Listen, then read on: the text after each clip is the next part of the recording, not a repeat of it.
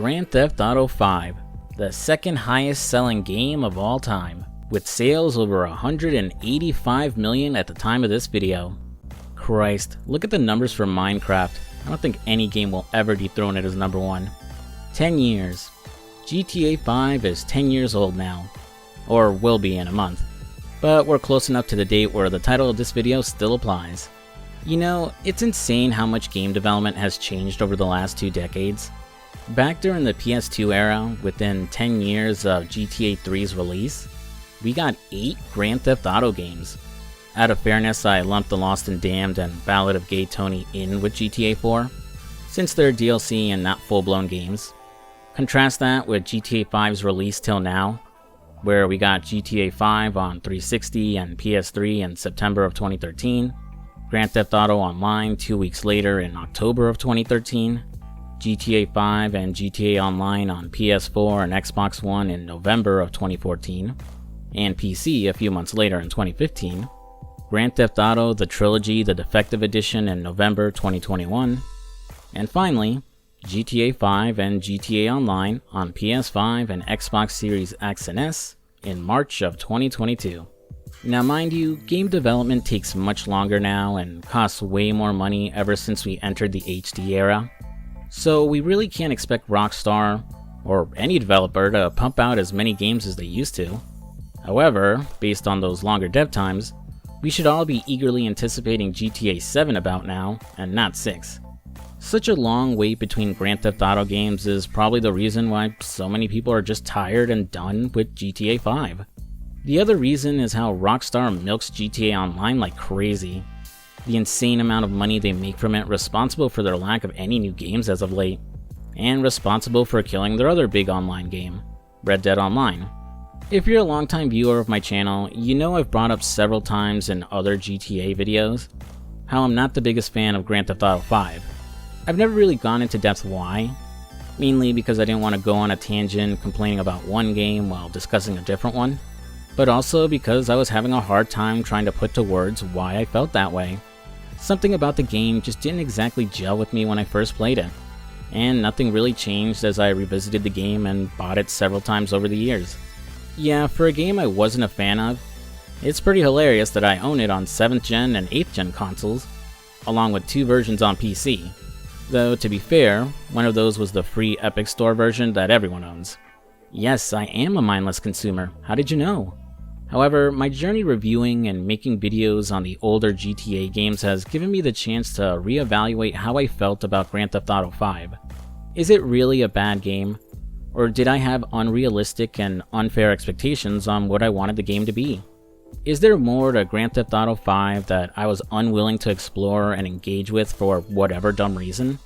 Well, buckle up, buckaroos, as I take you on yet another long journey into the world of GTA.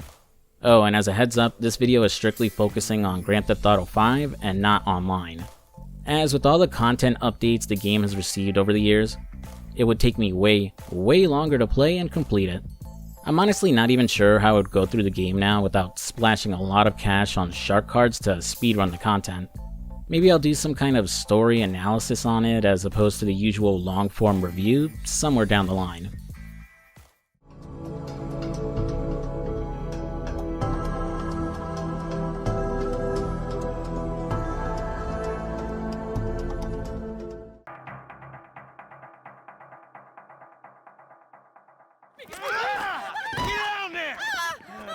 Alright, everybody pays attention, no one gets hurt! Go! Open the door! They'll get worse than hurt! Hey! Come on! Finally! Right off the bat, I have to give GTA 5 some credit, because this is easily the best opening to any Grand Theft Auto game. Typically, this series is pretty relaxed about bringing the player into each game. Sure, the opening cutscenes can be bombastic from time to time, but once you get control of your character, things slow down considerably. The game will spend about a half hour or so introducing its mechanics over several missions, usually doing something simple and mundane for the local quest giver. Here, we're thrown right into the action with a bank heist, actually getting to participate instead of watch it in a cutscene like GTA 3. This opening level takes place about 9 years before the start of the main game. having us take control of the first of our trio of new protagonists, Michael Townley. Give it up! I got him! I saw your face, I'll remember you. You get 1,000 things every day. How about you make sure this is one of them? The game will walk us through the basics of threatening NPCs, using your cell phone, taking cover, and learning how to shoot. Unlike the previous games, you don't have an auto lock-on anymore, and while you have some aim assist, you're going to be manually aiming for the entire game, which I don't mind. The auto lock existed purely because of the finicky and inaccurate aiming of old console analog controllers, so it's not really needed anymore, assuming you have a competent developer to program the controls. Oh yeah, I'm going to be using a controller throughout this playthrough. While mouse and keyboard are my go-to for shooters, GTA just doesn't feel right without a controller. That, and I sunk more hours into the console version over the years than the PC one, so a controller was always my go-to here. Blowing the safe, Michael and his buddies will grab the loot, shoot through the cops responding to the scene, before making it to their getaway car to try and escape.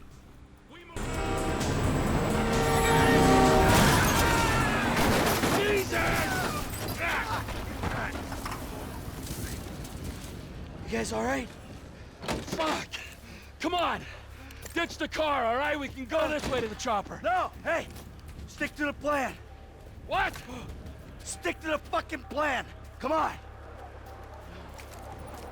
Their final standoff against the police doesn't go well, with Brad and Michael getting shot and leaving Trevor to fight for himself. Against overwhelming odds, he manages to catch a break by taking a local woman hostage, the cops hesitating just enough to let Trevor put some distance between himself and them. Man, look at him run. Someone's been doing their cardio. Skipping ahead in time, we're taken to the funeral for Michael, the police keeping a close eye to see if his buddy Trevor will make an appearance. He doesn't show, but luckily for Trevor, Michael isn't actually dead, as it looks like he's cut himself some sort of deal with the feds to fake his death and go into hiding. Your son, James. He's a good kid? He's a good kid? A good kid? Why? Does he help the fucking poor? No. He sits on his ass all day, smoking dope and jerking off while he plays that fucking game. If that's our standard for goodness, no wonder this country's screwed. Cutting to the present, we find Michael in therapy, having changed his last name to DeSanta, and not particularly happy with his current life. He's suffering a midlife crisis, feeling unfulfilled, living a life of wealth and luxury in Los Santos. Michael is mostly venting to his therapist about his no-good son, about how lazy and spoiled he is, and how his son didn't have to struggle to make it like he did. There's a lot more to unpack with Michael than what we're being presented here, but I'm going to delve more into his character later. Unless they buried it under the sand, fool. Another brilliant Lamar Davis production. Man, fuck you. Hey, excuse me, homie. Can you tell me where Berto Beach House is? No, homie, I cannot. Man, would you come on? Fuck. Actually, yeah. It's that house right there, with the yellow stairs. Yeah, good looking out, homie. Appreciate it. Man, get your stupid ass on. Damn. Why don't you ask him if he knows the fucking owner? Or better yet, do some skywriting that reads there's a couple niggas here about to boost some cars in case somebody didn't realize. Instead, let's swap over to our next playable character, and the one we follow for the opening hours of the game, Franklin Clinton. Franklin is the youngest of the new trio of GTA protagonists, a gangster and member of the Chamberlain Gangster Families, or CGF. The CGF is part of a larger collection of gangs known as the Families, which previously appeared in GTA San Andreas, with CJ and his brother Sweet leading the Grove Street Families. I should point out that while the GSF is mentioned in the game, with some vague allusions made to its former members, this game is in a separate continuity from the PS2 trilogy of games, so the Grove Street here isn't actually the one we know.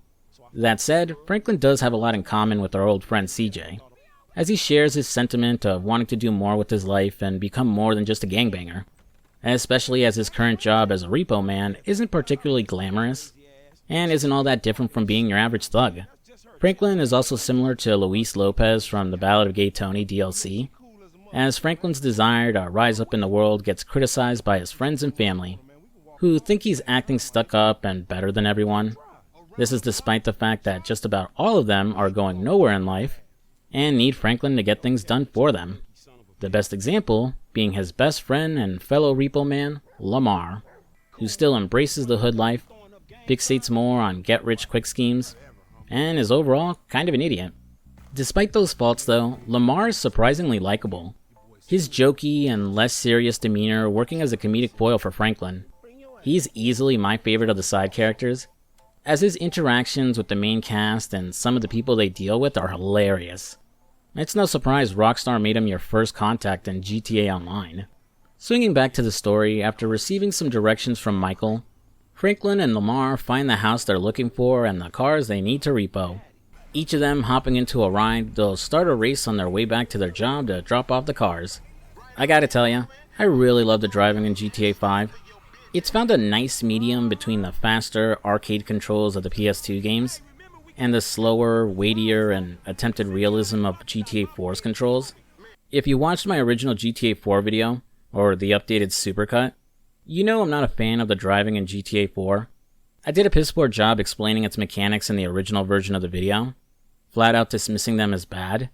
A criticism I worked to rectify in the supercut version by explaining my issues with it better. The added weight to cars and changes in the driving physics meant you have to be careful and slow down when braking or making a turn. This ended up putting more emphasis on using the handbrake to make tight turns when driving at high speeds. It can be a rewarding driving experience once you've mastered it, but it has a steep learning curve to overcome and get used to. Not so much here, as the driving is more accessible and intuitive. I never feel like I'm fighting against my car anytime I try to make a tight turn or swerve. It just works. I realize bringing up GTA 4 driving mechanics is going to start a whole war in the comments again, but let me make this clear. Again, GTA 4's driving controls aren't bad, they're just not for everyone. If you enjoy them, more power to you. You're probably way more patient than I am, and way better at racing games than I could ever hope to be. What you going slow up the road for, dog? Move over so the traffic can flow through. Whatever, nigga. I'll let something flow through your ass. Dog, I ain't too sure that joke works, dog. Oh, shit. Oh, shit, the one time. Be cool, fool. We got the paperwork. Whatever, you explain that shit. I'll see you at the dealership. Explain that shit my ass. Our reckless driving throughout the streets has gotten the attention of the LSPD, so before we can drop off the cars, we need to lose the heat. Now, the wanted system and police AI has changed since GTA 4. In that game, once you earned a wanted level, a search area would spawn on your radar that would grow in size according to your wanted level. To evade the cops, you'd have to drive out of that wanted zone and avoid running into the police long enough for your wanted level to clear. Here, it's about breaking line of sight with the cops and staying out of their cone of vision long enough for them to call off the search. On paper, this should theoretically make it easier to deal with them, but in practice, not so much, as their AI seems programmed to just lock on to wherever you're hiding, often searching and closing in on your position despite the fact they couldn't have seen you enter that area. Not to mention the fact that even if you're in the most remote areas of the map, and realistically no one should be around to see you commit a crime, several squad cars will instantly spawn around you. At higher wanted levels, the LSPD have aimbot levels of shooting, as they can cleanly pick you off from the side of the road or while riding a helicopter. Trying to shake them off often feels tedious, as they focus on boxing you into an area or hitting your car to cause it to spin out. Even staying out of their sight is such a hassle, as it could take forever for them to stop their search even at a 1-star wanted level. You can't lean on repainting your car like you used to either, as Los Santos Customs, which replaces the paint spray, won't let you enter their garage in sight of the police. I know GTA 4 did this too, and yeah, it's more realistic, but man, it just makes these chases even more of a hassle. Not helped either that the LSC garages are spread pretty far on the map, are awkward to enter as most of their garages aren't facing the street, and need you to go around the building, and to top it off, are closed during certain story missions. Depending on your wanted level, police chases can feel like slow and boring games of hide and seek as you wait for them to give up, or a fight for survival as their aggressiveness and tactics make it almost impossible to outrun them. After spending a little too much time trying to lose the cops, I eventually arrive at Simeon's car dealership to drop off the ride we repoed. This racist insulted me. Hey, what's up, fool? Who you calling a nigga? No, I'm not calling nobody a nigga. Wait, what the fuck? I mean, N-word. That's not cool, man. I don't say that. You fucking right, and you better keep it right, because this man right here, he's an international businessman, a multiculturalist. That I could not have said better myself. This pillar of honesty and trust is Franklin's boss, Simeon. He runs a credit fraud scheme of leasing overpriced cars at exorbitant monthly payments to unsuspecting suckers. Once they miss their first payment, which usually happens after the customer drives the car off the lot, he'll send out Franklin and Lamar to repo the car and sell it off to the next sucker. It's truly the perfect scam that won't blow up in the guy's face a few missions from now. Something I found pretty interesting when revisiting this game, especially after playing so many GTA games in the last year, is how Grand Theft Auto 5 does its cutscenes. In previous GTA games, cutscenes are framed like scenes in a movie. The camera is usually static, framed on one person or thing in the cutscene, before cutting to the perspective of someone else.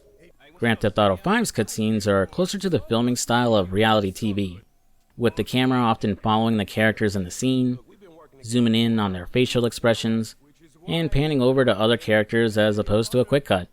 The camera is almost always moving too, creating the illusion that there's an actual cameraman there filming the scene. It tends to seamlessly transition from gameplay to cutscene as we arrive at an objective or mission giver. NPCs often engaged in conversation before we actually interact with them. I really dig it, and it helps Grand Theft Auto 5 stand out compared to other titles, weaving us between story and gameplay without feeling too much like we just initiated a video game cutscene. Though they kinda mess up what they're going for here anytime the game has to skip ahead to the right time of day for the mission.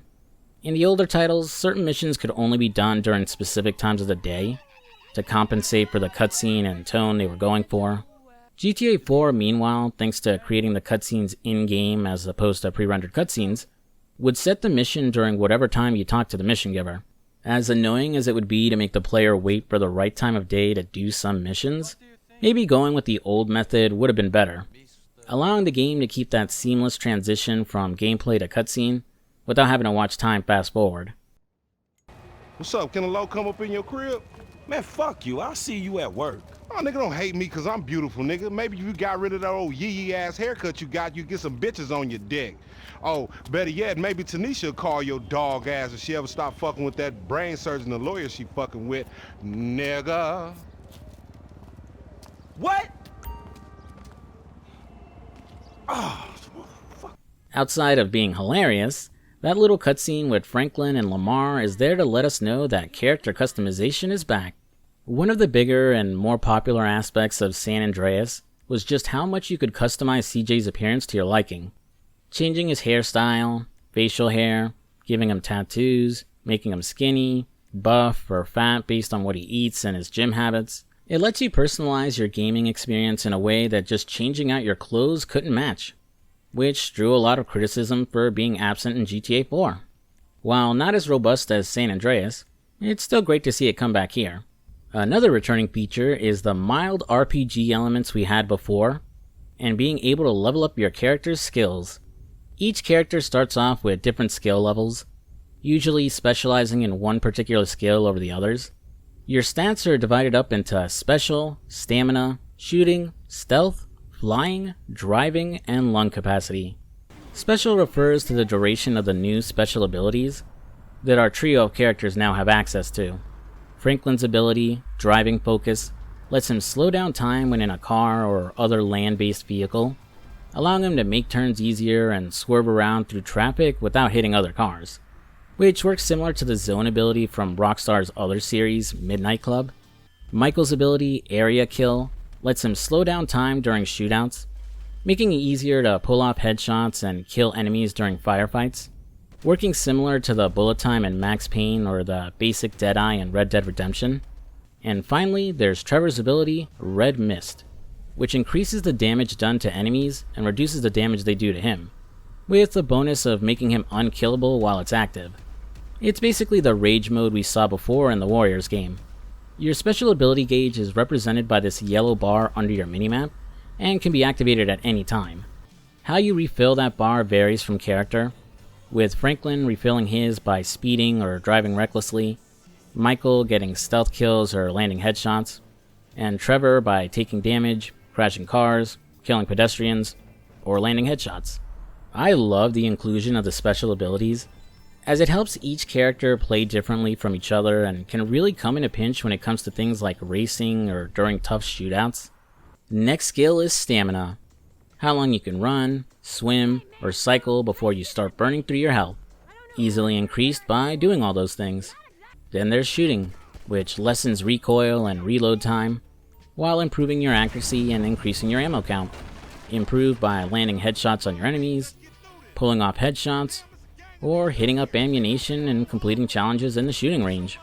Moving on to the next skill, we got Strength, which covers how much melee damage you do, how fast you climb ladders, and how fast you move when playing sports, easily improved by punching everything in sight, or playing some golf or tennis. Stealth covers how good you are at being undetected, increased by walking around stealthily, and knocking out enemies with stealth takedowns. Flying covers how easy it is for you to take off, control a plane in the air, or land it on the ground, just fly around in the sky for a decent amount of time, or complete flight school challenges to increase the skill faster. The driving stat covers how long you can pop a wheelie on a bike and how much control you have over a car while in the air, increased by doing both those things or successfully completing stunt jumps. And finally, lung capacity. How long you can hold your breath underwater, increased by diving or doing yoga. Like San Andreas, all these stats are fairly simple to level up, and you're not required to get them to a certain level to do missions or side activities. What they actually do is more obvious here too, as the descriptions for your abilities in San Andreas were so vague, it was hard to tell if you were gaining any benefits from them at all. For the most part, I'm glad we have their inclusion back in this game. And since these skills level up faster by doing certain side activities, it incentivizes you to actually try out that side content. My only gripe is that the stealth stat feels very underutilized, as outside of some missions giving you a bonus for completing it stealthily, you're never penalized for going guns blazing.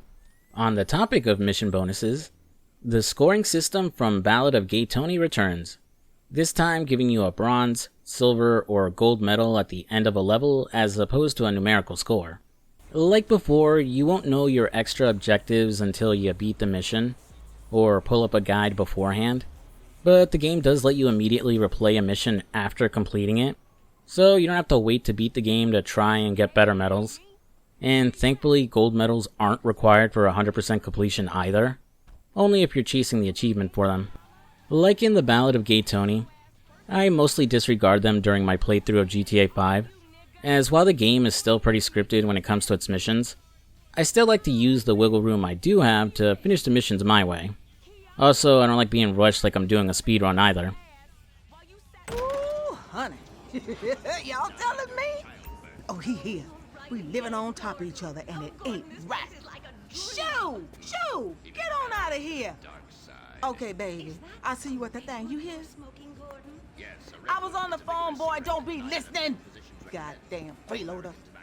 That lovely lady is Denise Clinton, Franklin's aunt and housemate, the pair sharing the house his mother left for him. Denise is voiced by Janet Hubert, who was Aunt Viv on The Fresh Prince of Bel-Air. The first Aunt Viv, that is, before she was recast over creative differences with Will Smith and the writers of the show. Franklin's aunt is, well, I'll be blunt, she's a complete bitch. She belittles her nephew every time we see her, acts entitled, wants complete ownership of their house, and can't be bothered to clean up the place. This is despite the fact it's implied Denise doesn't have a job, and just sits around the house watching TV, doing yoga, or hanging out with her new age feminist friends. Like a lot of people in Franklin's life, she both criticizes her nephew for not doing more with his life, while also treating him like he's stuck up and bougie when he does start doing better. Whether or not they're right about his attitude is something we'll discuss far later in the game. Hey, what's up, Simeon? My dear boy, so good to see you. So good. Hold me. Yeah, look, man. Look, we've been working together for about a few months now, right? Which is why I am very honored to announce to you that you our Employee of the Month, huh? Anyway, congratulations. It wasn't easy picking a winner. Yeah, me, Lamar, your nephew Sacha with the Twitch. Look, man, it's been a real honor, homie. But I gotta move forward in my life. It seems like all I do is let people tell me what to do and I do it and nothing changes. Man, you have no idea how much I relate to Franklin when he says that.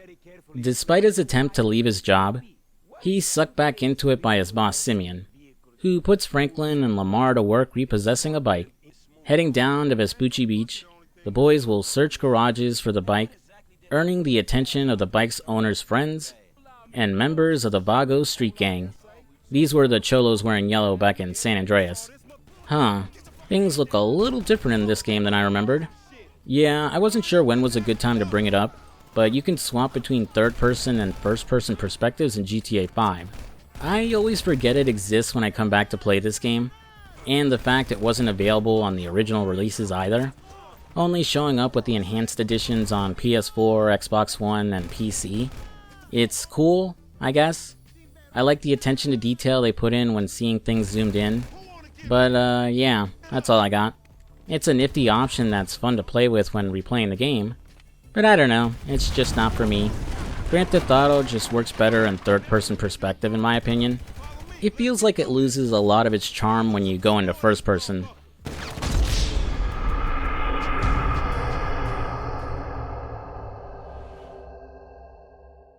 Wow, the second mission of the game and I've already been killed. I should turn in my gamer card with a performance like that. Grand Theft Auto 5 isn't much more difficult than the other games in the series. In fact, I'd go as far as saying it's the easiest of the main games, especially since you now have regenerating health. Whenever your health drops below half, if you take cover and wait long enough, you can wait for it to recover back up to 50%.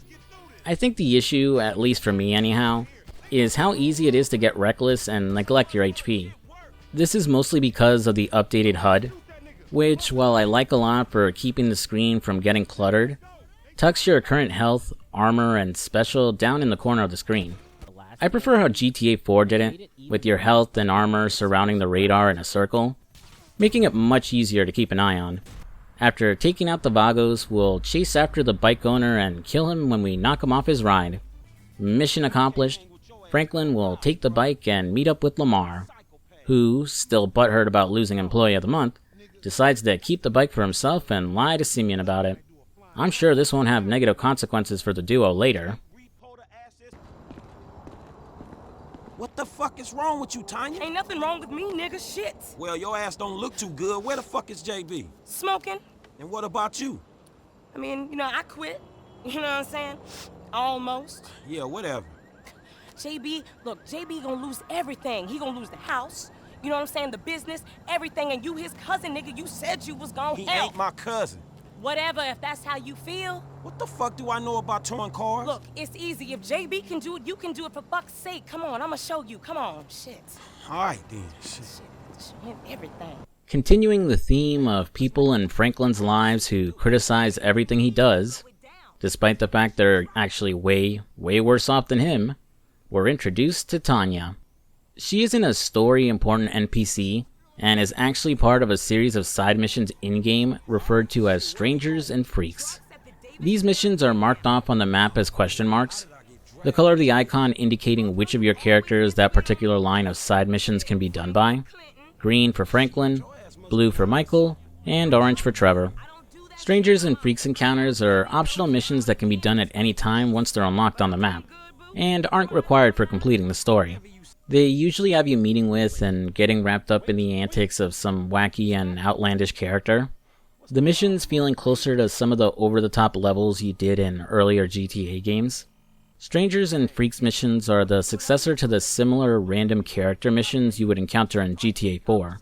Though those random character missions would only appear if you were in the right area at the right time, which, while making it really easy to miss out on this content, felt like a great reward for players who explored the city and stumbled onto them. If I'm being honest, while they vary in quality depending on the NPC, the Strangers and Freak missions were probably the highlight of Grand Theft Auto 5 for me. They break the mold of the more repetitive and sometimes bland story missions, tend to have characters way more memorable than those we encounter during the main story, and outside of a few that need you to do a few things before you can continue the questline, aren't particularly demanding. I won't go too in-depth with every Strangers and Freaks mission, or over all of them for that matter, but I'll bring them up as I encounter them in the game. During this first mission, Tanya will ask Franklin to help out with JB's towing job. JB being her boyfriend and Franklin's cousin. Why can't his lazy ass get up and drive around picking up clunkers parked on the street himself, you ask? Well, that's because he's too busy being strung out on crack somewhere. Super. Honestly, I don't understand how Franklin always lets himself get guilt-tripped into doing someone else's work. With how fed up he is with everyone around him, you'd think he'd learned to say no a long time ago. Dropping in on work the next day, Simeon sends Franklin out to repo another car late on its payments. This time belonging to the kid we saw him scamming earlier. Heading up to where he lives, we'll sneak onto the property, first judo chopping the gardener, before going into the house and avoiding getting spotted by the residents. Getting into the garage and then into the car, Franklin isn't exactly in the clear when he drives back to the car dealership. That's a 9mm semi-automatic pushed against your skull. Don't look around. You just keep driving where you're going. Hey, come on, man. This was a repo job. Guy was behind on his fucking note. Unlikely, considering my son just got the car. Turns out that the kid we saw at the beginning was Michael's son Jimmy, and he's not too happy his idiot son was scammed.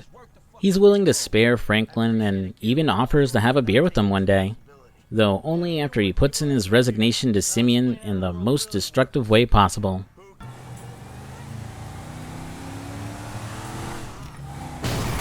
Shitty situations, dog! Franklin! What the fuck are you doing? Mr. Simeon, it's not exactly how it looks. I always trump big for a job well done. Now get out of here, kid. You motherfucker! Control now shifts to Michael, who calmly and rationally explains his grievances with Simeon. While I now have the option to switch to Michael and start his story, I'm going to stick with Franklin for a little longer. The next mission has Franklin working with Lamar again, with Lamar's dog Chop tagging along. He's gotten word that an old Bala's OG named D is out of jail, so he wants Franklin's help in kidnapping him so they can ransom him for money. It doesn't go smoothly, as we chase after him throughout Los Santos and then through a train yard, making use of Chop to help sniff him out. Despite getting our hands on him, it was ultimately a waste, as D managed to recognize Lamar, forcing the guys to let him go. Later on, Lamar will leave Chop with Franklin, the Rottweiler becoming an interactable pet you can feed, take on walks, and use to sniff out hidden packages. The game used to have a companion app on smartphones, where you could take care of Chop and customize his dog collar, but it stopped supporting new Android and iPhone OSs a long time ago, and officially shut down last December. I remember trying out the app when it dropped. It was so buggy and laggy I could never get it to sync and work properly, so I'm not really surprised it basically stopped working years ago. Before starting the next mission for Franklin, we meet two more Strangers and Freak characters. First is Hal, who invites Franklin to a race, unlocking street racing as a side activity if he manages to win. And the other is the obnoxious photographer, Beverly.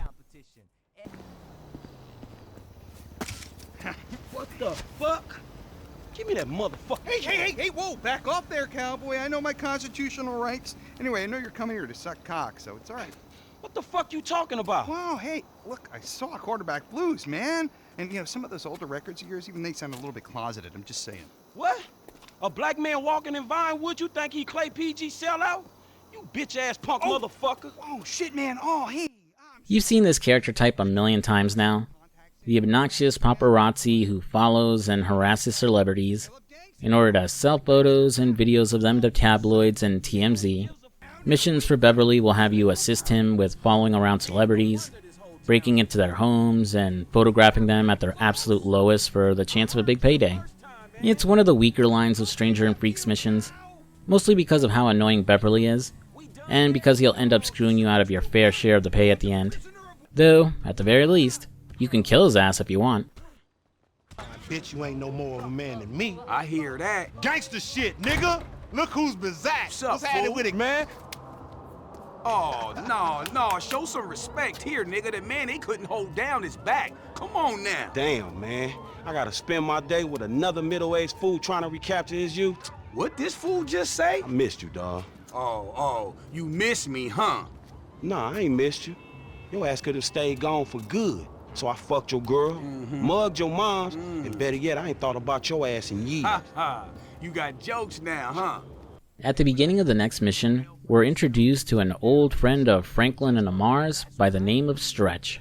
He's an OG in the CGF, and he's fresh out of jail.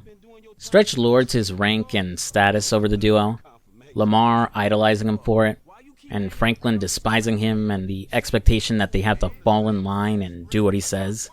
In an effort to impress him, Lamar has set up a drug deal with the Ballas. The trio will first hit up ammunition to get strapped before heading off to the meeting place. Another series staple that was missing in GTA 4 but makes its return here is ammunition. For whatever reason, probably because they were leaning into realism again, ammunition was missing in the last game, replaced by underground gun shops and NPCs you could call up to buy weapons from their cars. Like most GTA games, you'll start with a small option of weaponry, unlocking more as you get further in the game, and unlocking customization options as well, adding extended ammo clips, scopes, suppressors, flashlights, different paint jobs, and more. This is also the introduction of the weapon wheel, letting you slow down the action to swap between your arsenal of weapons, which are no longer limited to carrying only one weapon per weapon type, now being able to carry several per category and switch between them on the fly too. This removes awkward situations where you're constantly switching between weapons until you get to the one you want to use. Arriving at the warehouse where the deal is supposed to take place, Lamar unfortunately neglected to mention the fact that the dealer they're meeting with just so happens to be D, who we fucked up trying to kidnap earlier. Needless to say, this whole thing was a trap. Yeah. Somebody See, creeping on us? they put a nigga on TV, man, about some gang intervention shit. Hey, this ain't the police, dawg. This some ballers bullshit. Nigga, that's some bullshit. Fuck you. What's up with Hey, that we been ball? set up, nigga. This shit fucked up. you, nigga. Shit. Oh, bitch-ass ballers. The trio will then have to shoot their way through the factory before having to outrun and hide from the cops. This wraps up things for Franklin for now, so let's switch over to the middle-aged, former bank robber, Michael DeSanta.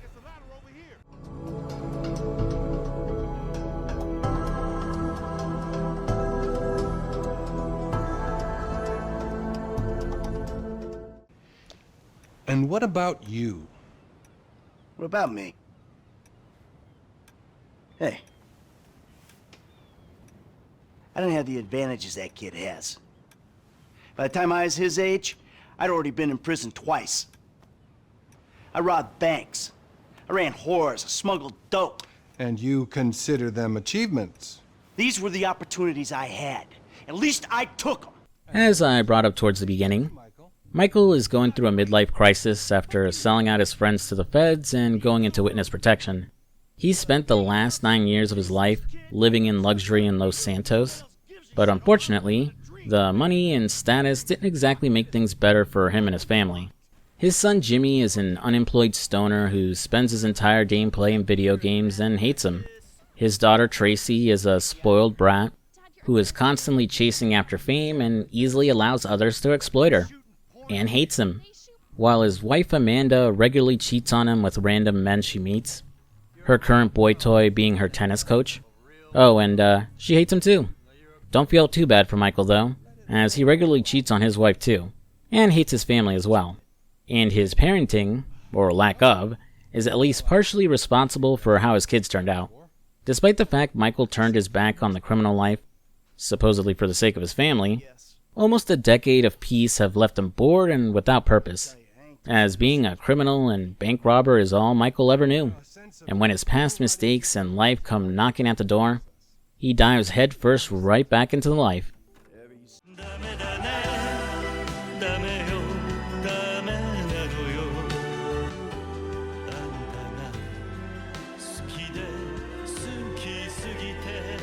What do you want? And I come by for that drink you offered, that's all. I wasn't really serious about that. What? Franklin drops in on Michael as he's relaxing in his yard, taking him up on his offer of a beer and hoping to do some work for him. Though Michael wasn't really serious about the beer.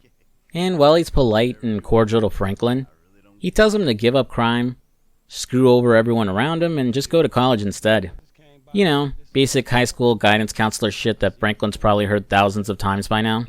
Due to how their relationship changes and grows as the story goes on, you can argue that this mission's title, Father-Son, has more to do with these two than Michael and his actual son, Jimmy. Michael serves as the mentor and father figure that Franklin never had, a former criminal who made it big and is living the good life, while Franklin is the good and obedient son Michael wishes he had, serving as a chance to pass on all he's learned in life to a protege. After some chatting, he decides to honor his word about taking Franklin out for a beer, but is interrupted when his real son calls. Hey, Jim. I'm going for a drink. Dad! Shit! I'm in our boat going down the Western Highway! It's been stolen! What? The yacht's been stolen? I was trying to sell it. I know you didn't want it sold, but I need money, and they don't want to buy it. They just want to take it. I'm hiding in the head. You're insane! All right, I'm coming. For my boat! You know, when I first played the game, I could have swore that Jimmy was voiced by Jonah Hill, but as it turns out, that's actually Danny Tamborelli, who you most likely recognize from All That, or as Little Pete from The Adventures of Pete and Pete.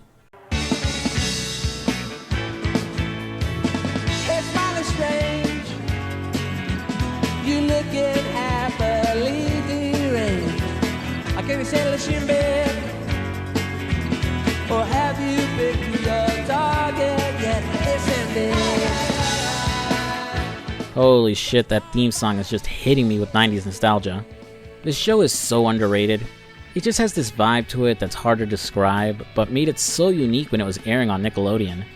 It's fucking criminal that it's not on Paramount Plus or any other streaming service, and its DVD releases are way out of print and overpriced.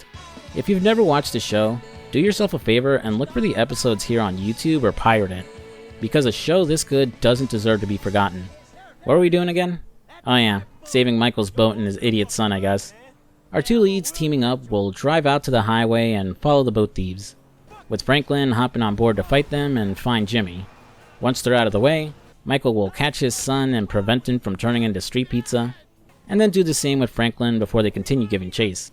Unfortunately, his wife's car gives out, strangling the trio as Michael is forced to watch his precious boat disappear over the horizon. Hope he had insurance on that thing. Heading out to Los Santos Customs, Michael will take a cab back home, leaving Franklin and Jimmy to hang out and get Amanda's car fixed. Outside of repainting your ride and using it to lose the cops, LSC will let you modify and customize your ride. I always tend to glance over car customization in this series, as while I found it a neat feature, I was never particularly motivated to use it, and while the sentiment remains the same here, future heists will require you to make use of getaway cars, and the more armor and speed increases you can give your ride, the better your chances of evading the cops. But I'll get more into that when we reach the heist. Yo, so like, since we're both unemployed, like, we could run together, you know? Yeah, I think about it, homie. Or we could just like shop it, you know? Play darts or get our drink on. Strip clubs. Come on, dude, I get real crazy. Yeah, I got your number, shit, I need it, man, but hey, you know what? Man, go easy on your pops, dog, alright? Alright, church. Exactly, man. My brother from another mother. I mean, I hope so, because my mom was kind of a skank back in the day. See ya. Yeah, whatever, homie. Peace.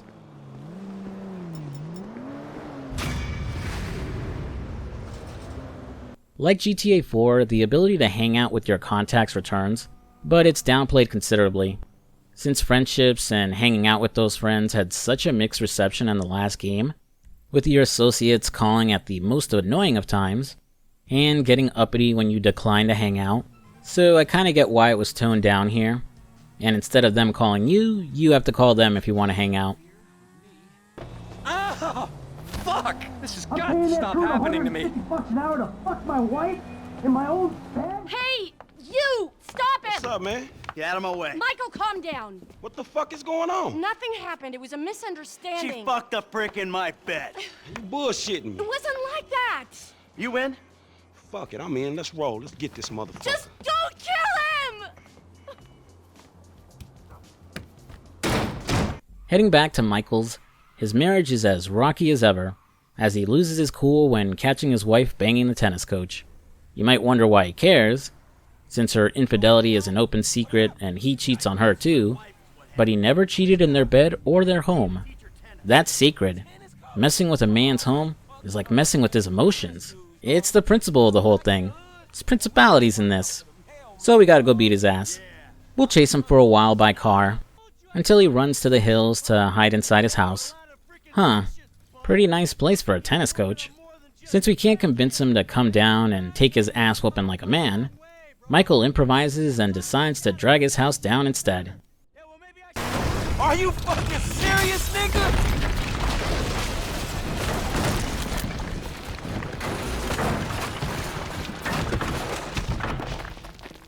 Mr. DeSanta, what the hell? That's not my house! Bullshit.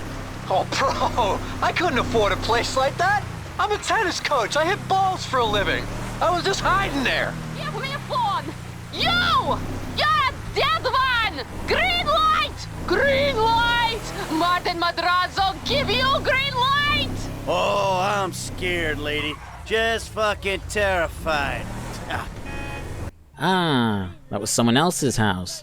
That makes a lot more sense. Also, whoops, looks like we fucked up. Not counting the prologue, this is the first time that the character switching mechanic is properly showcased. During missions when you have 2 or all 3 of your leads, you'll often be prompted to switch between them to complete objectives. Whether it be driving, getting in an up-close firefight, or switching to someone far from the action who can snipe and protect the rest of the group. It gets the most mileage during the heists, which have a lot of moving pieces needed to pull off successfully, and tend to be much longer as a result. While we manage to kill the rent-a-thugs after us, Michael isn't exactly in the clear when he makes it back home. You know who I am? Do you know who I am? Do you?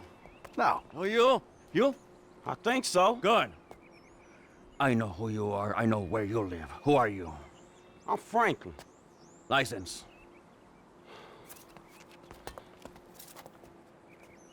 Now, Franklin, maybe help Mr. DeSanta here. Who am I?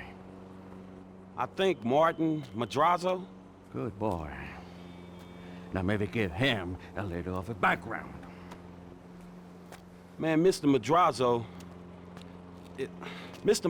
is a legitimate businessman who was wrongfully accused of running a Mexican-American gang and a narcotic ring, but the charges were dropped because of the witnesses came up missing. Smart kid. Now, Michael, I've got a question for you.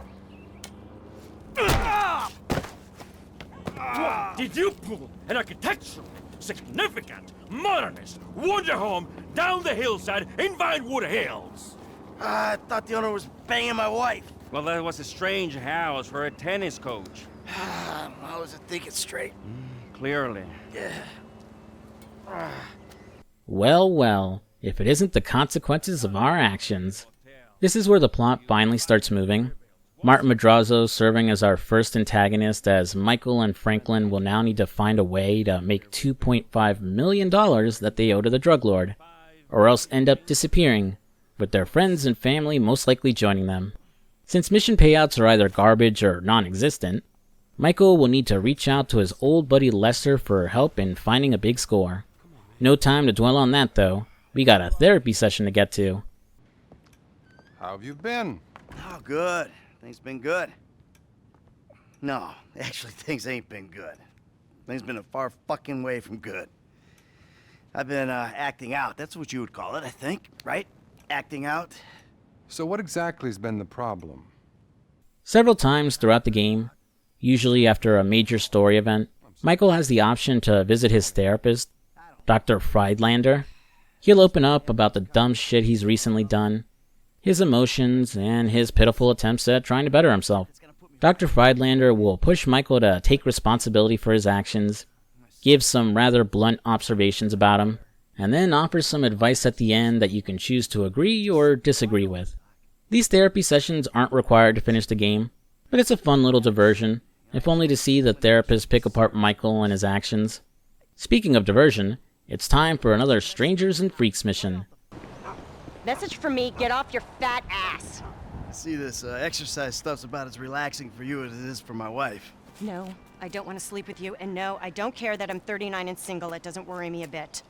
Easy. I'm not stressed out at all. Now go fuck yourself. This time starring the tightly wound and fitness-obsessed Marianne. Marianne is rather unique in terms of encounters, as each of our leads will encounter her throughout the story as opposed to her being exclusive to only one of them. This first mission with her is fairly straightforward. You just have to beat her in a sprinting race, though it can be considerably tough if you haven't leveled up Michael's stamina at least once. Hope you enjoy getting carpal tunnel, mashing the sprint button and trying to beat her. After that exhausting run, Michael will head back home to try and relax. Too bad his son is just a little too loud. Go away. What? Go watch your linear entertainment. Go watch porn. Just go away. Shit. Fuck you! What the fuck? Disrespectful little asshole! I can't believe you did that. That's my TV. You don't talk to me like that. I can't believe you. Mom was right about you. You don't know any better and you can't help it, but you're an asshole. Yeah, well, why don't you do something then? Besides just stand there. Why don't you hit me? Is that what you want, to be hit by your son? Yeah. No. I just want you to do something. Besides, sit there. After breaking his property and blowing up on his son, Michael tries to cool off and spend some time with Jimmy, settling on the idea of a bike ride for some reason. Jimmy is basically that stereotypical entitled millennial that boomers swore up and down would destroy the foundation of America. No job, no education, no real prospects in life outside of smoking weed and gaming all day. While we never really go in depth about what his kids' childhoods were like, Michael never really takes responsibility for how his kids turned out. Maybe if he spent the last decade of his life trying to be a good father and instilling a sense of purpose and discipline in his kids, they wouldn't be the shitty young adults they are today. After beating Jimmy in our race, turns out the little shit purposely suggested a bike ride to rile up his old man. And why don't you stick your nose up Tracy's butt sometime? Because Tracy doesn't buy cars she can't afford, so that thugs break in our house. Tracy doesn't get kidnapped or destroy my yacht. Well, that's just because she's too busy getting fucked by dudes to get on TV. You don't talk about your sister that way. Well, I'm sorry, but it's true. I mean, according to her Life Invader page, she's hanging out with producers and porno guys this afternoon. What are you talking about? Actually, it's all happening right out there. What? That boat that makes yours look like a refugee raft? You know the kind of boat, the one that makes a young, impressionable girl drop her pants and spread her legs. This is the reason you brought me here, isn't it? You fuck. Ah! Dad, wait! Shit. Dad!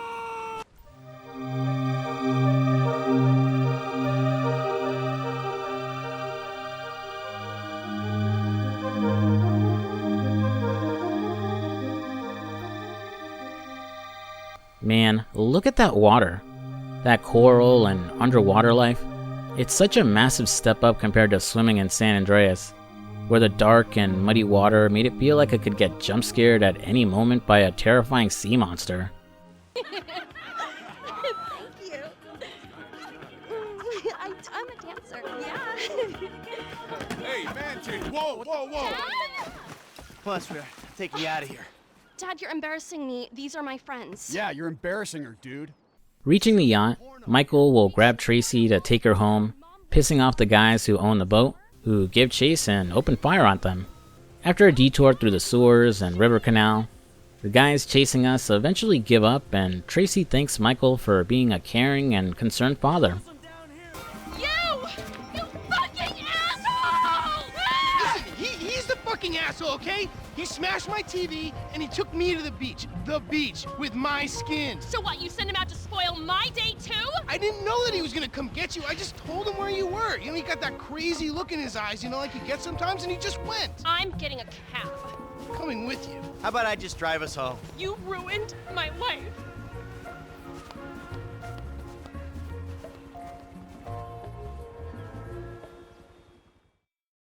Poor Michael.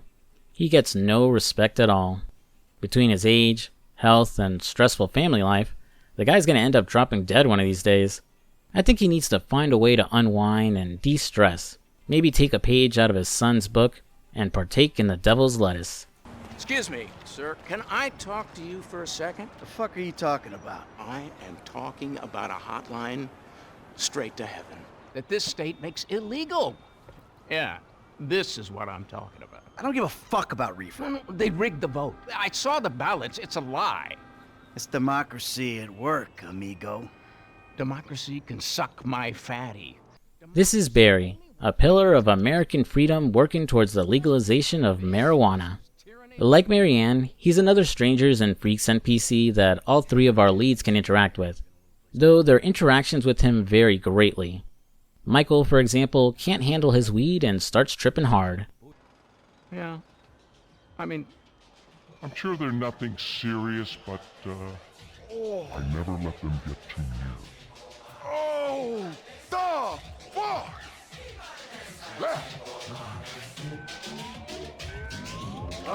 I always enjoy these diversions with Barry, as they're so dumb and out there, but it gives us some mindless fun to enjoy in between the slower paced story missions. Alright, we've goofed off long enough. Let's go hit up Michael's old friend Lester and get to work paying off that Mexican drug lord. What's that, ma'am? Your friend's in trouble? Lead the way, I'll help her out. We got one! Go get in there! Oh, son of a bitch. Alright, I know those guys put you up to this, so I'll let you off with a warning. A warning to others not to fuck with me. That little interaction was a random event. As you drive around Los Santos, occasionally your radar will flash and a blue or red dot, or several of both, will spawn on the map. These are random citizens who need help in some way, either needing a ride somewhere, saving them from a mugger, saving them from the cops, and much, much more. You need to do about 14 of them for 100% completion, and the rewards you get for helping vary from encounter. Sometimes it's just a thanks, cash, stocks, or in some cases, the person becoming an optional crew member for future heists. Fuck you, Lester. You gonna let me in or what? Give me a minute. You need my help. How do you know? Because you came here. Why else would you? I haven't been a good friend for you, Lester. I know that. And you're gonna make it up to me by doing whatever I ask. Lester is an old friend of Michael's, serving as the hacker and intelligence man during his bank robbery days, responsible for seeking out potential heists and planning out the jobs. Despite Michael's attempts at starting a new life and laying low, Lester was able to find him and keep an eye on him. That said, he isn't salty about the deal Michael cut, mainly because he didn't rat out Lester. Eager to jump back into the life of bank robbing, he agrees to help his old friend. But Lester needs a favor first, and wants us to sabotage the phone prototype that the president of the social media site Life Invader is planning to unveil. First, Michael will need to update his look to appear more techie, which just involves slapping on a vest and shorts. Waiting outside the offices of Life Invader, he'll manage to get inside when a worker there mistakes him for the IT guy. Wait a minute, do I know you? Yeah, I think so. IT temp, right? Yeah. You know, you gotta do something for me. You gotta put it in a ticket. No. I'd like to keep this one out of the database, if you know what I mean. Michael has to put his tech skills to the test when that worker asks him to clear his computer of viruses, which he accomplishes by closing out some pop-ups and then just running an antivirus. Why this idiot working for a billion-dollar tech company couldn't figure that out is beyond me. Swapping out the prototype phone for the one that Lester rigged, Michael heads back home to watch its unveiling and what Lester did to the phone. I think someone's trying to talk with me. Hello? Oh! Security! Oh, Jesus! Whoa! Whoa! Oof, that's a little much, isn't it? That Jay Norris guy didn't seem like a saint, but blowing his head off on live TV seemed kinda harsh. Lester isn't particularly bothered by it though. In fact, he's through the moon, as this act of corporate sabotage was also a form of stock manipulation. We'll now get access to the game's stock markets to sell and trade on, but I'll circle back about that mechanic later on. Slipping into some fancy duds, we return to Lester, who's found us a potential score. A fancy jewelry store by the name of Vangelico up in Rockford Hills. As the duo prepare to go case the joint, Michael brings up how they need to get a crew. and should try reaching out to their old contacts. Lester shuts the idea down, as all their old friends are either retired, dead, or in jail, instead suggesting they find some new blood to help out instead, giving us this gem of a line. There was an Eastern European guy making moves in Liberty City, but he went quiet. Gee, I wonder who we could be talking about. During our car ride up to the jewelry store, we get a little more info about that supposed deal that Michael made with the feds, as Lester calls out the suspicious nature of his witness protection placement, pointing out that the program wouldn't have placed Michael and his family in the lap of luxury. Not only that, but Michael has been sending monthly payoffs to a specific FBI agent, one Dave Norton, a man with an unspectacular federal career, his only accomplishment of note taking down and killing a notorious bank robber, one Michael Townley. Lester drops the issue as they reach the jewelry store, but it looks like Michael's deal with the feds isn't as straightforward as we thought. Reaching Vangelico, Michael will pop on some fancy glasses with a built-in camera, snapping photos of the store's security panel, cameras, and vents. After talking to the sales clerk and getting an idea of just how valuable these jewels are, Michael will head next door and climb up to the roof to snap a photo of the store's ventilation system. Returning back to Lester's garment factory, we'll put all the information we've gathered together and start planning out the heist. The heists were Grand Theft Auto 5 and Grand Theft Auto Online's biggest selling point. Big set pieces that were being hyped up during the marketing of the game. Before you can actually get to work doing the mission, there's several things that have to be done. First off, you need to decide on an approach. Either a safe and more subtle approach, or a more direct and dangerous one. Depending on the heist, your choice of approach will change the maximum potential income, with the most dangerous path usually yielding more money. Which plan you choose to go with will also decide what equipment you'll need to get your hands on for the setup missions before the heist. Once the approach is chosen, you need to decide on a crew to assist. Again, depending on the heist, you'll need a hacker, gunman, driver, or a mix of all three. Each crew member has different stats that determine how useful they'll be during the heist. The ones with the higher stats are more likely to guarantee complete success. The trade-off is that they take a bigger percentage cut from the job. Crew members you bring on heists will gain more experience every time they're brought in on a job, so there is some benefit to bringing the less skilled guys with you, especially since their percentage cut will remain the same even as they get better. What crew members you choose also changes what can potentially happen during the heist, like what vehicles are provided, how long security stays off, if hostages try to escape, and even if the crew member survives or not. While there are some default options for who to recruit for a job, you can unlock more choices throughout the game. Some, like the Life Invader guy Ricky, will be unlocked after reaching a certain point in the story. Others can be found during random events I mentioned earlier. For example, you can recruit an old friend of ours from Liberty City, Packy McCreary, a member of the McCreary crime family who Nico would assist along with his brothers during the campaign of GTA 4. He's a solid gunman with high stats and can be encountered fairly early in the game at a drugstore south of Franklin's house. Act as a driver for Packy and his buddy after they rob the place. He'll give out his contact info to bring in on future work. Just as a heads up though, I didn't actually recruit Packy until much later in my playthrough, mainly because I kept forgetting to do it. For the jewelry store heist, I decide on the smarter and subtler approach, which involves knocking out the people inside with sleep gas, disabling the security system, and stealing all we can before it turns back on and the police respond. As for my crew, I chose Eddie Toe as the driver, Norm Richards as the gunman, and Ricky as the hacker. Now that the heist is properly planned out, Michael will give Franklin a ring to bring him onto the job as well. Using either character, I'll now have to gather the equipment needed for the job, the location of said equipment marked off with a HS on the map. First, I'll head to the southern part of the map in order to steal a pest control van from the Bugstar's warehouse. Next, I'll ambush a Humane Research Labs van that's carrying the knockout gas we need. Once the equipment is brought back to Lester's garment factory, we can make our move on the jewelry store. Now we all know why we're here. We've got a store to take. The plan is simple, elegant. Listen to Lester, pay attention to the information he gives you, and we'll all make a buck. If things go bad, you know the drill. After Michael goes over the plan with the crew, and everyone understands what their role is, we'll head for the jewelry store. Switching to Franklin, he'll climb up to the roof and chuck a gas grenade into the ventilation system in order to put everyone to sleep. Ricky will disable the security, allowing Michael and the other guys to start smashing and grabbing loot. How much time you have comes down to what hacker you chose for the job. In this case, I have about 50 seconds.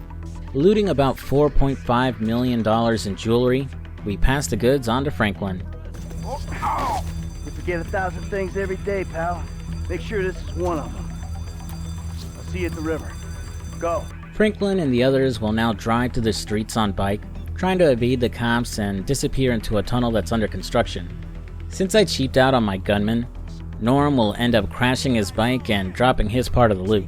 But Franklin is able to recover the goods by grabbing the bag before entering the tunnel. Reaching the other side of the tunnel, the cops are waiting for us, but luckily Michael thought ahead and brought a van to assist in the getaway, and to take out any cop cars on our tail. The police taken care of will load the bikes and the loot onto the van, and head over to Lester's to celebrate a job well done. If you're curious how the loud option would have gone, it's almost the same exact thing. The only difference is we hold up the place with carbine rifles as opposed to putting everyone to sleep. It'll be a bit till Lester is able to move the goods and give everyone their cut, but in the meantime, Michael will invite Franklin over to celebrate a good job.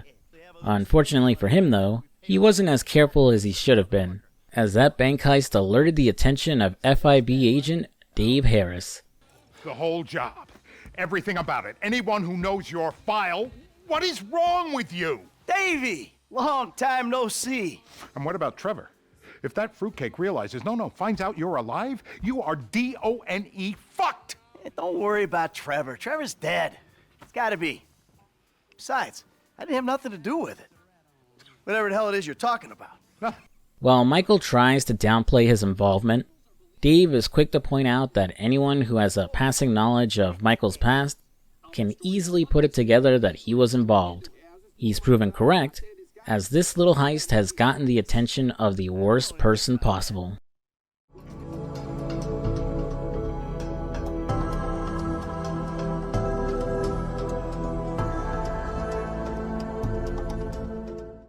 You forget thousands of things every day.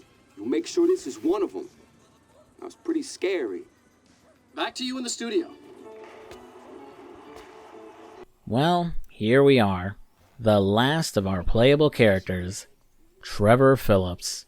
Where do I even begin? If Franklin is the sensible kid desperate to move up in the world, and Michael is a man past his prime desperate to relive his glory days, then Trevor is nothing short of pure chaos. A man defined by his unpredictability and violence, his aggressive nature having dire consequences for just about everyone around him. Trevor has a long criminal career, acting as a partner in crime and friend to Michael, till the day Michael faked his death to start a new life. While Trevor managed to escape that day in Yankford, the last decade hasn't been all that kind to him, as his assets from his various bank jobs were frozen, leaving him with practically nothing. More importantly, he spent all these years mourning the loss of his close friend, and has occupied his time writing to the third member of their crew, Brad, who he believes is in jail.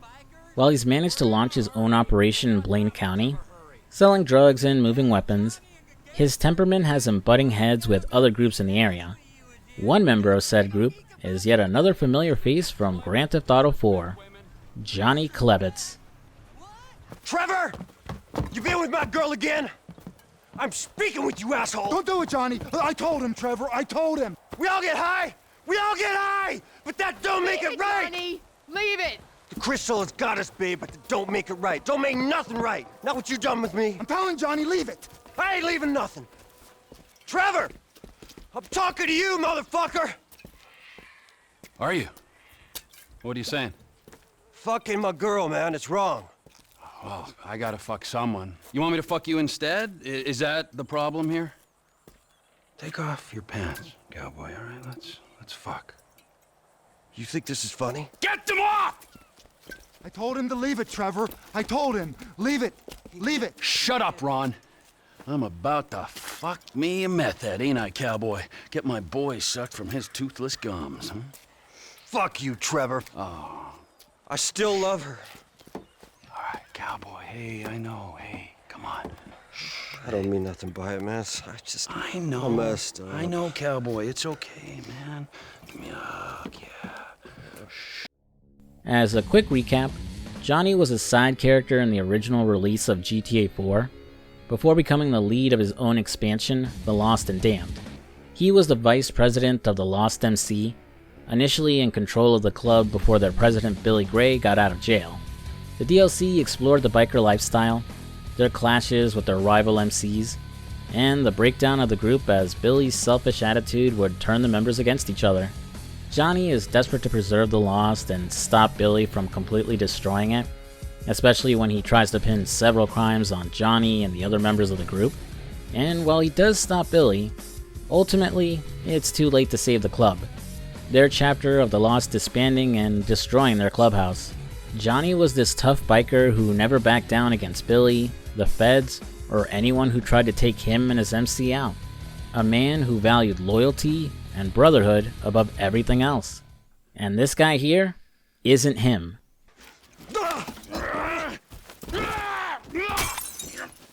Shit! Who the f are you speaking to? Who? I'm talking to you, huh? You f***. Johnny! Huh? Next time, don't get in my f***ing face! I just saw a f***ing ghost and I gotta hear your crap! Get up! Get up! F*** you then! Alright, I've been holding onto this rant ever since I made the video on the Lost and Damned DLC like a year ago, but I fucking hate everything about this scene. Rockstar completely retconned and ruined Johnny's character. By the end of the DLC, he had made peace with the fact the biker lifestyle he loved no longer existed, choosing to destroy the clubhouse and disband his chapter of the Lost. While I wouldn't label him as someone clean and sober, Johnny made it a point to stay away from hard drugs, especially because of what it did to his ex-girlfriend Ashley, an ex whose drug addiction and antics made her a toxic influence in Johnny's life. So he decided to cut her out of his life completely at the end of the story. The DLC ended on a bittersweet, but somewhat optimistic note, as Johnny was preparing for the next step in his life. And in the span of just a couple of minutes, all of that is undone here. Johnny is suddenly back with the Lost again, having seemingly just started up a new chapter here in San Andreas. He's gotten back together with his drug-addicted ex, Ashley, and worse, is now a strung-out junkie like her. The tough, badass biker who didn't take shit from anyone has been reduced to a whimpering pussy, incapable of standing up to Trevor and just letting him fuck Ashley. Like, what the hell happened? It's like the writers didn't even bother to finish the DLC, and just looked up some info on Johnny from his Wikipedia article or something. And don't give me that shit that his life just came undone off-screen during the 5-year gap between 4 and 5. That's just lazy writing, and a shitty excuse to write off why he's become the complete opposite of everything he used to be. Like, why did they even need to do this to Johnny? Why did Trevor have to kill him in such a brutal way? Well, 2 reasons. 1, shock value. Let's be honest here, this scene would not have the same impact it does if Trevor stomped out some guy we never met before. And the other reason is to make Trevor unlikable and get the player to hate him. Your mileage may vary on that second reason, as you would have had to play the DLC to get an understanding of who Johnny Klebitz was, and of course, you'd have to actually like him as a protagonist. Could there have been a better way to introduce Trevor that didn't involve ruining Johnny's character, and giving him such a pathetic end? I don't know, maybe. I think you end up tipping the scales a little too much into the unlikable territory for Trevor, if he killed Johnny after he found a better life for himself. To twist the knife further, most of the Lost members are more upset at Trevor disrupting their operations than the fact he killed Johnny. Some of them even blame him for what happened to the Liberty City chapter, and still think Billy was this glorious leader all along. I don't know, it just feels like the devs really had it out for him for some reason. Alright, I'm done with my rant now. I hate this scene, but it got the reaction the writers wanted. So hats off to them, I guess.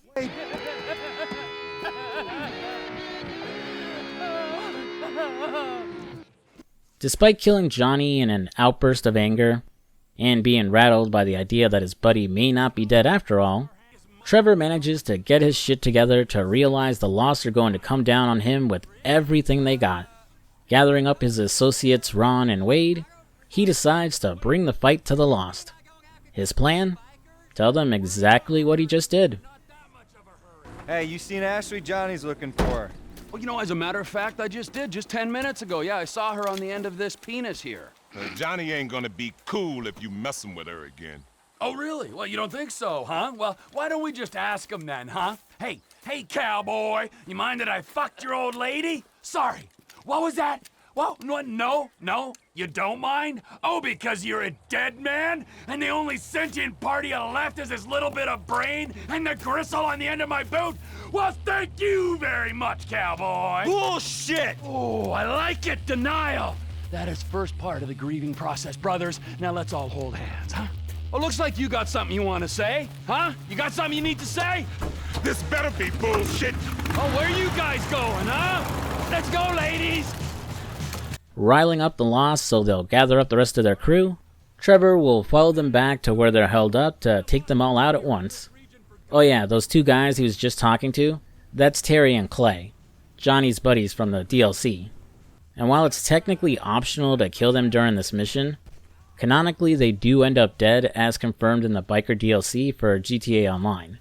After clearing out the Lost, we're not quite done yet, as Trevor wants to move to take out his competition in the drug game, going after the leader of the Varios Las Aztecas, Ortega. They were the gang of cholos wearing blue who were led by Caesar in San Andreas. Reaching Ortega's RV, Trevor suggests that he move his operations to a different location, specifically into the river.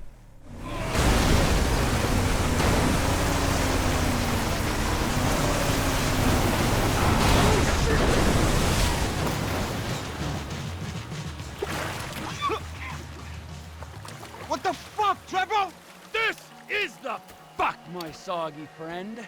You are out of business. The Lost MC are out of business. The guns and crank in this area go through Trevor Phillips Enterprise, or they ain't going. Saying something don't make it true. Trevor now has the choice of killing or sparing Ortega. You know, I think I've reached my limit for murdering today. I'll just let the guy go. I'm sure he'll go away and stay away.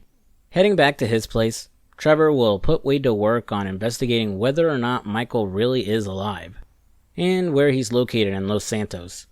Due to the heist, Franklin and Michael are laying low, so we won't be able to switch to them for a while, and we'll be spending the next few hours in the desert wonderland known as Sandy Shores. So I've been waiting till we got to Trevor to finally talk about the game's map. As most of you know already, despite the fact we're back in San Andreas, it's not the one we know from the PS2 trilogy. San Fierro and Las Venturas have both been cut out of the map, with Los Santos, Mount Chiliad, and the countryside made larger to pad it out, adding in Blaine County and some small towns here and there on the map. It's a bit of a bummer, honestly. I get that adding the other two locations and dialing them up to scale either would have made the map too big, or make the map feel too small if they were too close together. But those areas were a big part of the San Andreas experience, as it almost felt like a new game anytime you entered a new area. The size of the map made it fun to explore. Sure, there were a lot of empty spots, but that emptiness ended up creating an air of mystique, leading to all the crazy rumors about the game, like serial killers hiding out in the woods, ghost cars, or Bigfoot. Like, outside of this section with Trevor, it never feels like we go anywhere really new in this game, as outside of a handful of examples, just about everything we do will have us going to or through Los Santos. The map doesn't feel empty for sure, and there's quite a bit you can discover if you take the time to explore, and it has its own secrets the game won't tell you about, but it doesn't really have the same feeling San Andreas did. I don't know, that may just be my nostalgia talking. San Andreas is still my favorite GTA game after all these years. One other thing I'll get out of the way now is the graphics. I know this is technically the enhanced version that I'm playing, but for a nearly 10-year-old game, Grand Theft Auto 5 looks gorgeous. From the trees and nature, to the water and what's beneath it, to the lighting and various weather effects, this game is an absolute marvel to look at. Probably helps that it doesn't have that bloom or brown filter that GTA 4 went with. I may give Rockstar a lot of shit, but damn if they don't know how to make a beautiful fucking game. Imagine what they could have made on PS4 and Xbox One if they developed an original GTA game for that, instead of re-releasing 5 and focusing on online. Well, I guess you really don't have to imagine too much if you played Red Dead Redemption 2. Can't wait to dive into that series soon. Well, after doing a little exploring in Blaine County, I head for the first Strangers and Freaks NPC for Trevor, Maud. There you are, handsome. New Maud. How have you been? Oh, simply wonderful. And you? About the same. Somewhere stuck between joyful and peachy. Even in this world full of scum and detritus, it's only right that we all bear our share. Ain't that the truth? Maud feels like a proper side mission as opposed to some weirdo you can happen to meet in the wild, as she'll ask for Trevor's assistance in locating perps who have skipped out on their bail, even paying Trevor for his work, with the payout differing on whether or not he brings the perp in alive or not. Unlike the other missions in the game, you won't get a marker and directions on the GPS on how to get to the perps. Instead, Maud will send you the name of the perp along with a picture of their last known location, making it so you have to study and explore the map to figure out where they are. Or, just look it up online to save yourself the time. The actual encounters with these guys isn't anything particularly special, except maybe that one guy you have to parachute after. I'd say it's more of a challenge of catching them before they get away, and being careful not to kill them, which, if you wait until much later in the game, can easily be handled when you unlock the stun gun. Swinging back to Trevor's trailer, turns out we're not quite done with the Lost yet. What's going on, Ron? They were here for you. Here for you. Who was here? Them bikers. After you killed Johnny K. And they damage my stuff, huh? They smash up my home, damage my soul. I kinda glanced over both of them before, but Ron and Wade work for Trevor. I'd say they're his friends, but the way he abuses them, and how terrified they are of getting him mad, they're more like his hostages. Ron is Trevor's neighbor, conspiracy theorist, and CEO of Trevor Phillip Enterprises, and his sorta tech guy too, responsible for looking up information and business prospects. Basically his own Lester in a way. Meanwhile, Wade is a young man who was abandoned by his friends when visiting Blaine County, or so he thinks. In actuality, they were most likely killed by Trevor, as the last time they were spotted were with him when they left to go buy some drugs. Wade is a bit slow, implied to have some mental disability. Whether he was born that way or ended up that way because of Trevor is never explained. I remember reading somewhere that he's supposed to be a parody of the fans of the Insane Clown Posse. You know, juggalos. But outside of the makeup he wears in this one cutscene, and a random line about wanting to listen to horrorcore, music doesn't really seem to be a big part of his personality. Could just be the same lazy, played-out joke of her, juggalos are stupid, that you used to see pop up in TV and movies for a while. Either that, or maybe the devs had bigger plans for Wade that didn't plan out or got cut once the game was released. Having destroyed his trailer and broken his impotent rage figure, Trevor decides it's time to clean up what's left of the Lost in Blaine County. First, he'll head over to the local ammunition and intimidate the guy behind the counter into giving him a rifle. Next, he and Ron will head over to the local airstrip in order to take 2 shipments of weapons that the Lost are waiting for. Trevor will use the rifle to pick off the bikers from afar, letting Ron safely get close to a large gas tank to plant a bomb on it. Once the Lost spot Trevor, he'll fight his way through them while Ron hijacks one of the planes, picking up Trevor on the way, who holds on to one of the wings and continues fighting off the bikers. After setting off the bomb and picking everyone off, Trevor will then hijack the other plane and head to meet some contacts on the water to drop off the goods. Man, it feels really good to fly a plane in this game, especially since they weren't in GTA 4. Apparently, the reason they were cut was because the map was too small to accommodate them, so players would end up crossing Liberty City too fast, and the game wouldn't be able to load assets fast enough. No such problem here, and the controls feel so solid too. Granted, I'm using Trevor at the moment, and he has a maxed out flying stat, but flying feels simple and natural. Like the driving, it never feels like the controls are fighting against me or the slightest mishap would have me spiraling out of control like in San Andreas. Landing at the Mackenzie airfield, Trevor will take ownership of the lost airstrip, being able to store choppers and planes that he gets his hands on there. And now you unlock the ability to purchase properties, something else that was sorely missed in GTA 4. Scattered all over the map are different businesses and properties you can buy, though some can only be bought by specific characters. You have simple ones like garages where you can store all your extra rides, to ones like the Mackenzie airfield that will unlock smuggling missions you can do, to regular businesses of varying costs that will bring in a recurring weekly income. Unfortunately, you can't buy extra safe houses, limited to the tiny handful you'll unlock over your playthrough. Honestly, outside of 100% completion, properties really don't feel worth it at all. Due to the cost of some of them, and how little they pay out, it's not the best return on investment, and can take forever to make your money back. Not only that, you won't be able to afford most of them until very late in the game. And that's assuming you're careful with the money you earn from heists. I'd say the only one that kinda pays for itself is Los Santos Customs, as Franklin will get free upgrades on any cars he brings in to modify. They essentially exist here to give you something to spend your money on at the end of the game, as opposed to having any real value outside of storing extra vehicles. It's a damn shame, really. They could have been used as a good way to make money in the early game, or have their own set of missions you need to do in order to increase your income like in Vice City. Some properties will ask for some help after you buy them, but you don't really gain anything from doing it.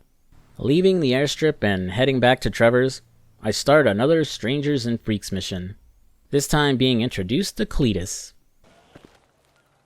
Hey, bud, what you do? Nothing. What you up to, Cletus? Hunting.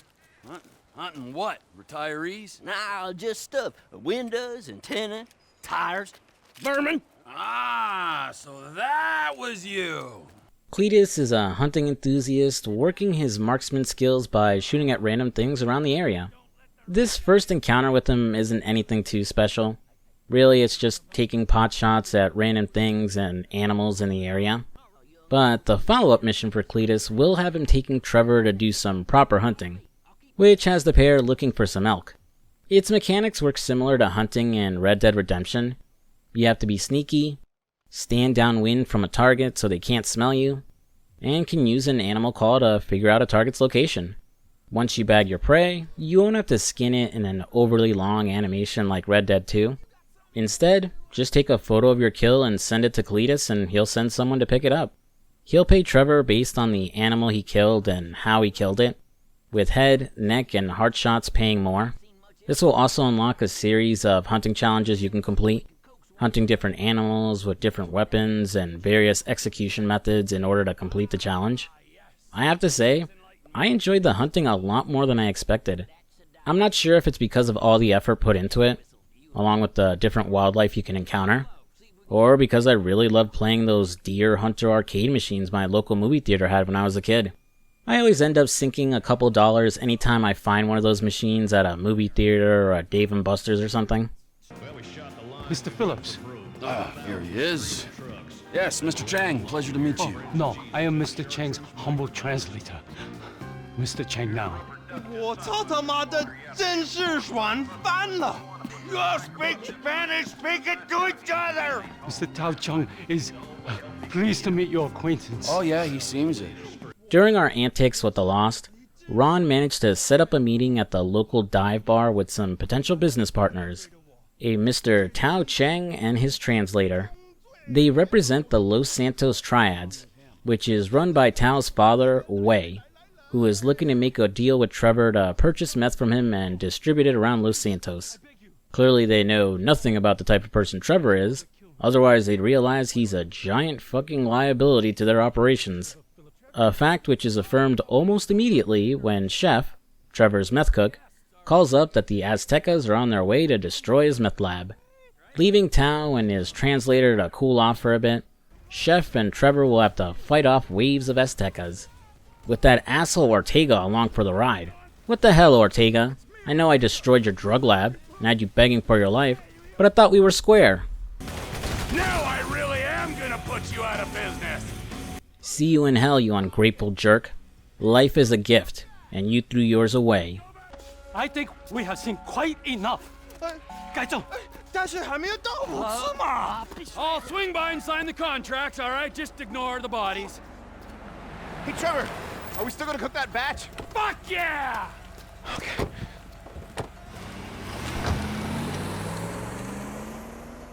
You know, call me crazy, but I think Trevor may be jumping the gun here and assuming that he has a deal with the Triads. Before we go to meet with them to cross some T's and dot some I's, let's get some beer to unwind. Give me a sip of that. What? Come on! My throat's dry as a motherfucker. Why? Is your mother dry when you... What the fuck is that, huh? Nothing. Well, it didn't sound like nothing, all right? It didn't seem like nothing. I don't think that it was nothing. I didn't mean nothing by it, old man. Old man? Old man! Fuck you, you creepy old motherfucker. That's right. I said it. Creepy. Old.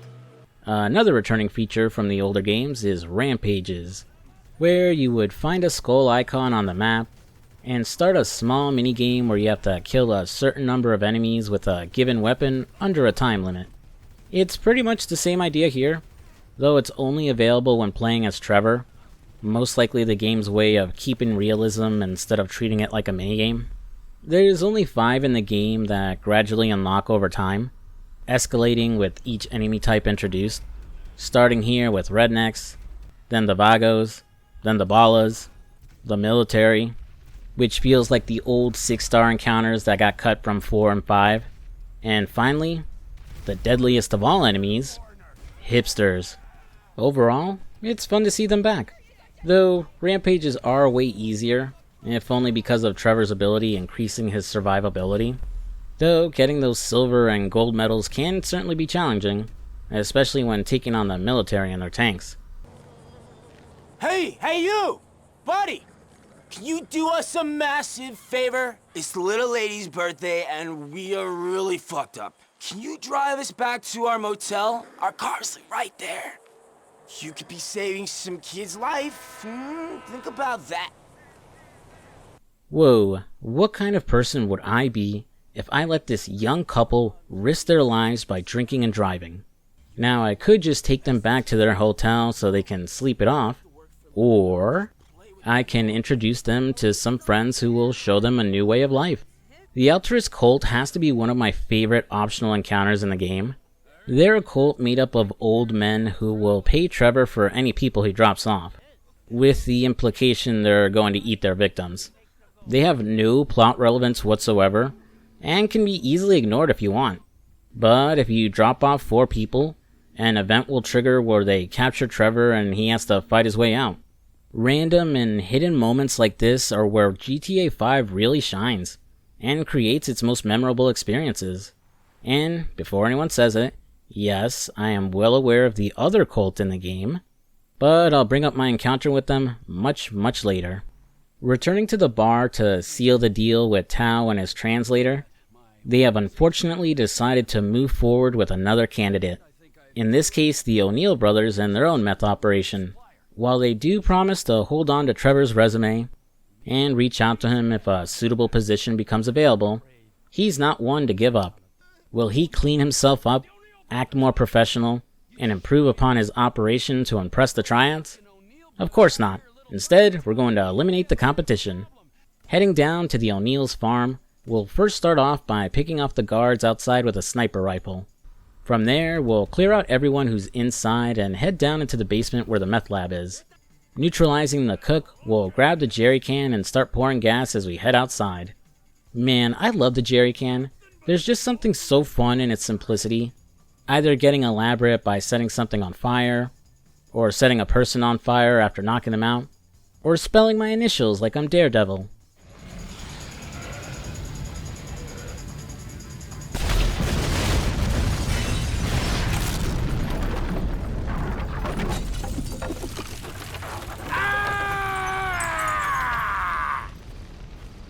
With the O'Neill's operation out of business, let's go check in on Wade and see if he's made any progress in finding Michael. He struck out when it came to the 2 Michael Townleys he could find. as they're definitely not who Trevor is looking for, one being an old man and the other a kindergartner. However, Wade seems to have lucked out when searching through the phone book. I looked through the phone directory. I did find a Michael DeSanta, about the right age, married with 2 kids. What's his wife's name? Amanda? Amanda? Yeah. You're a genius, you moron. Come on, come here. Woo! Don't you ever not tell me things I want to know! Sorry, Trevor. Having seemingly found the location of his old buddy, Trevor grabs Wade and starts heading to Los Santos. On the way, we have to deal with the Lost MC again, as apparently a different chapter has shown up to take over the operations of the group Trevor killed.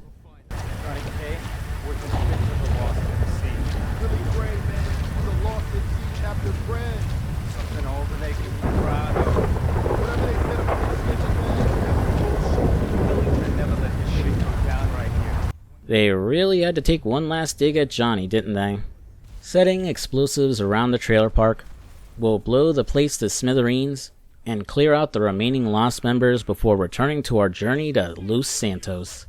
During this drive, as a way to get Wade to shut up, Trevor tells him and us a bit of his backstory and relationship with Michael, though framed as a stupid fairy tale. We learned that Trevor was a part of the Canadian Air Force before he was kicked out for failing a psych evaluation, which explains why he's so good in a plane. Also, if you look around his trailer, you can find proof of the unit he belonged to. Trevor goes on to explain how he met Michael, how they robbed banks together, and even how he met his wife Amanda. Apparently, she was a stripper. Yeah, I could see that. Arriving in Los Santos, we set up our operation here with the help of Wade's cousin, Floyd. Your cousin! Fuck! He's come to visit you, you rude fuck. Now get up off the floor and fix me a fucking drink. Oh, you, Wade. I heard you was off smoking meth somewhere. No, not somewhere. Here. He's gonna smoke meth here. Give me a fucking lighter. You can't smoke here. Okay. This is my girlfriend's place. She's at a business conference. You can't smoke here and you can't stay here. How's it going, cousin? It's been a while. Yeah, I ain't seen you since you was caught in Evelyn's bed. That was never proved. You gotta go, both of you. My girlfriend, she'd kill me if she knew I had guests. Well, it's not much of a girlfriend if you don't like your family. Now, would you get me a fucking drink? I'm not gonna ask you again. Oh, yeah, okay. Now that we're back in Los Santos, we're able to switch to Michael and Franklin again. But before we do, it's time for a very uncomfortable reunion.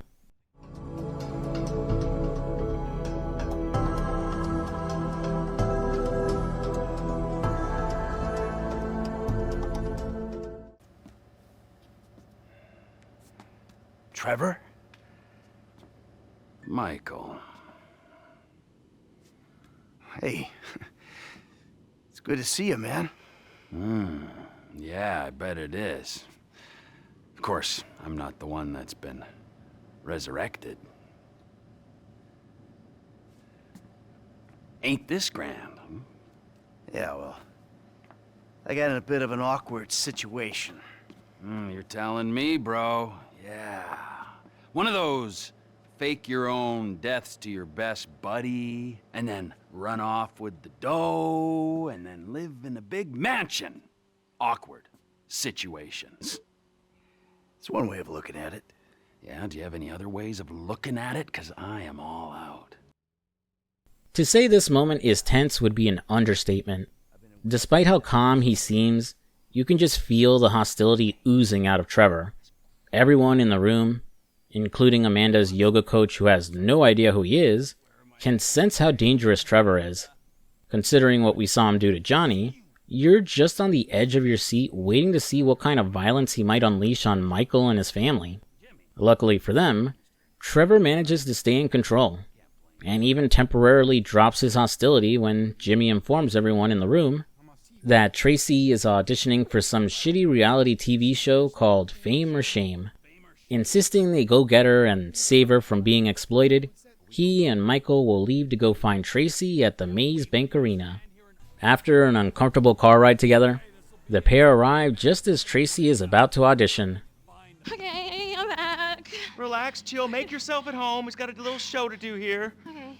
3, 2, 1. All right, it's fame or shame for Tracy DeSanta. Music!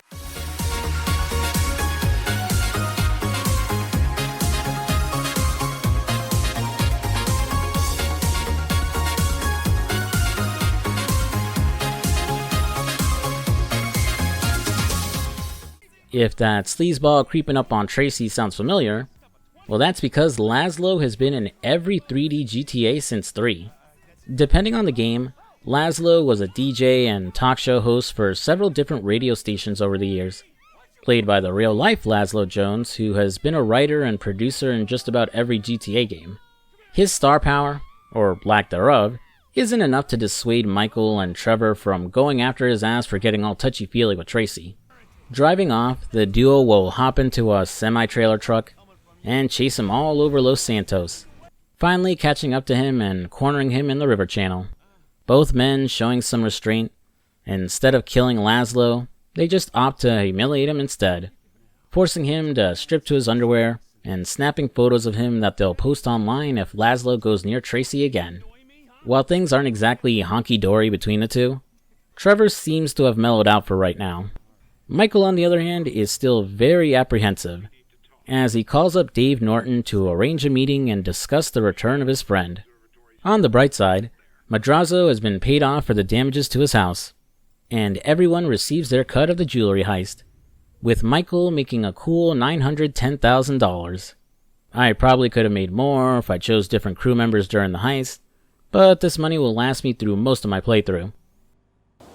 Davey, how you doing? About as good as can be expected. But the news is not good. I don't know what you're talking about. I know you did that fucking jewelry job. Davey, seriously, you're imagining things. Fuck you. All right. I did it. Arrest me. You know what? You'll be saving my life. Because you called it, motherfucker. What? You called it. Trevor. The pair discuss the return of Trevor and the threat he represents when he starts putting things together, and eventually discovers the truth behind Michael's deal with the feds. Though unfortunately, that isn't the only thing Michael has to worry about, as Dave forcibly recruits him and doing some work for the FIB. His department is concerned about a man named Ferdinand Karamov, who, while supposedly dead, may have information that could bring Davy's superiors down. Despite his protests, Michael is forced into assisting, which involves infiltrating the morgue. So how the hell am I gonna get in here? Well, you've played dead before, haven't you? I have always kind of liked you. Call me when you wake up. I'll tell you what to do.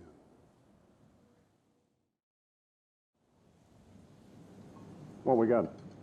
John Doe, white male, overweight, in his late 40s, possible coroner. Let's take a peek. Waking up on the autopsy table, Michael knocks out one of the guys who is about to cut him open, before taking out a guard who comes to investigate.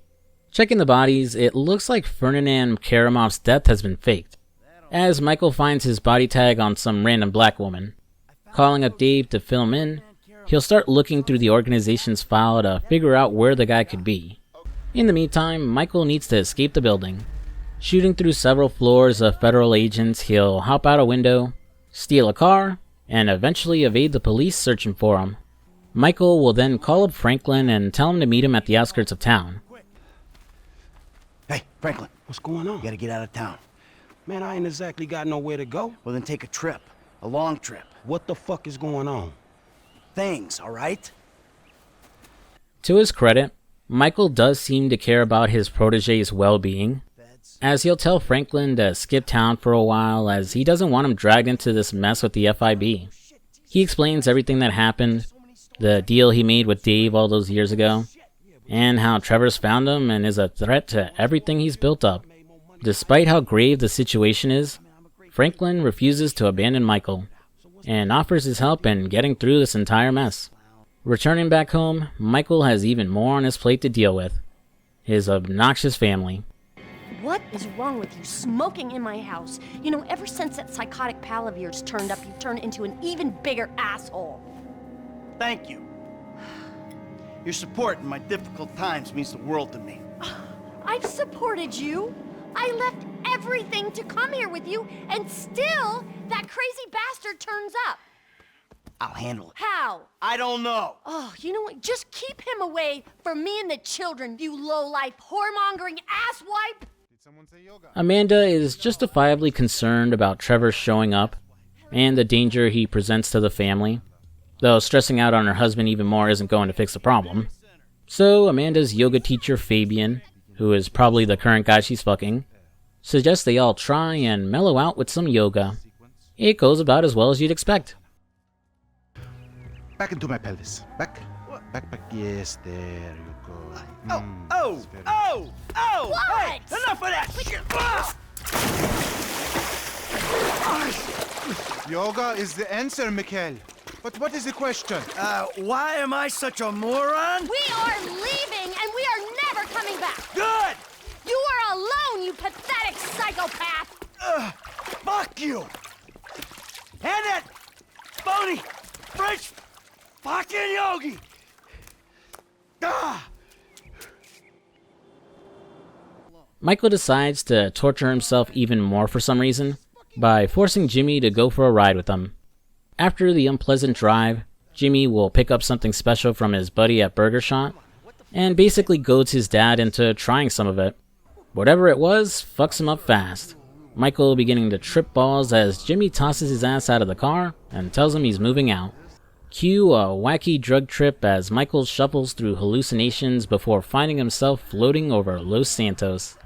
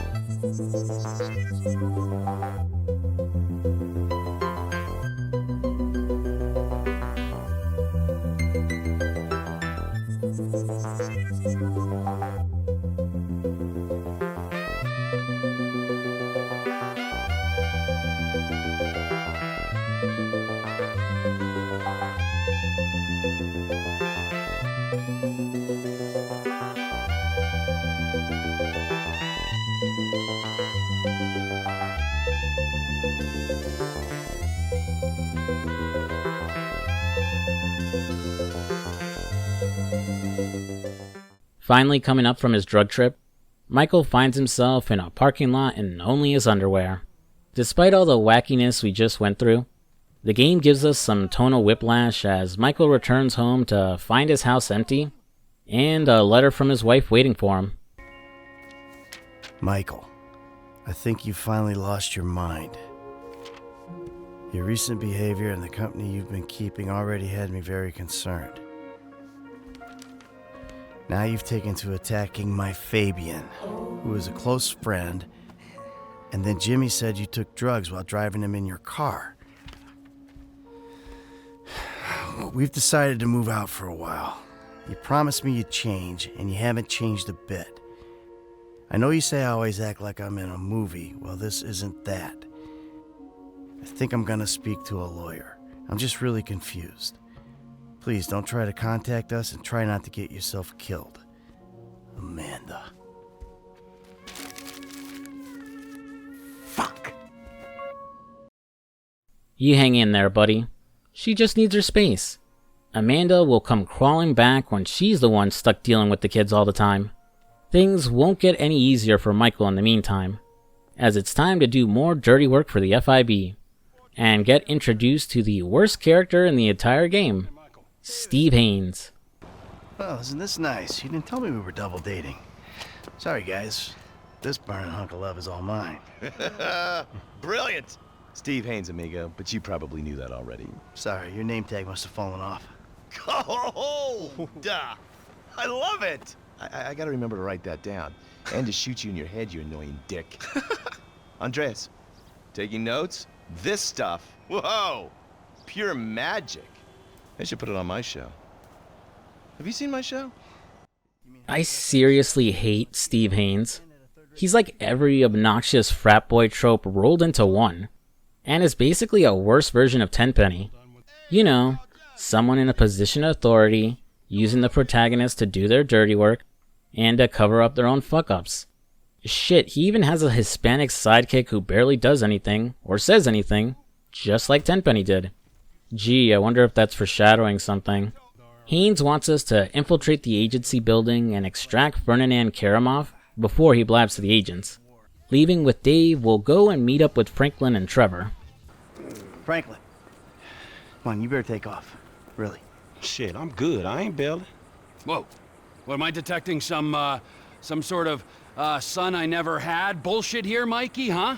Hey, listen, if you want to replace some father figure, you can do a lot better than this fat snake, all right? This fucker would eat his own kids. Like I said, Franklin, deranged. Yeah, and best friend. Exactly. That's Trevor, my best friend. That's Franklin, the son I always wanted.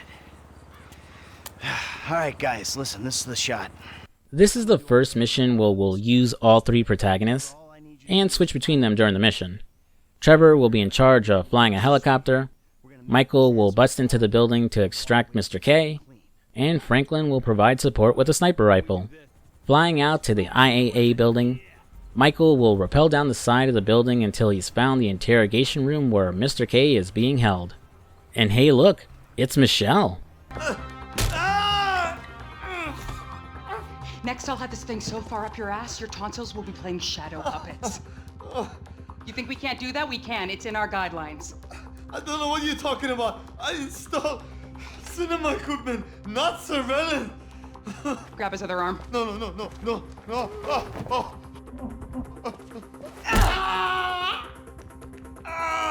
You think you're impenetrable?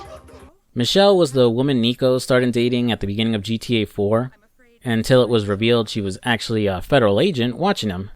Looks like she's moved up in the agency since her time in Liberty City. Good for her. I always knew she could do it. Who the fuck is this? Terminate him! Close this problem right now! Yeah, I can use a little backup here. Target in hand, we'll switch over to Franklin to clear the room of agents and help Michael get out of there. Once he's hauled up onto the chopper, we'll switch between the three leads in order to deal with the agency helicopters chasing after them. Escaping the feds, we head back to the extraction point in order to hand off Ferdinand. Unfortunately for our new friend, things are about to get much, much worse. We have officially reached the most controversial part of Grand Theft Auto 5, the torture sequence. Every new release of a GTA game will usually have the media whining about the violence and calling them murder simulators and blah blah blah blah blah. And oh boy, did this mission really stir things up again. With tons of articles saying it goes too far, is way too violent, it's racist, or that it might inspire acts of violence against Muslims. Now, personally, I never shared that sentiment. Probably because I'm a broken and unfeeling monster. Or, you know, I'm capable of separating fiction from reality. But I get why it would stir shit up. It was the height of the war on terror, and all that shit that happened at Guantanamo Bay was still fresh in people's minds.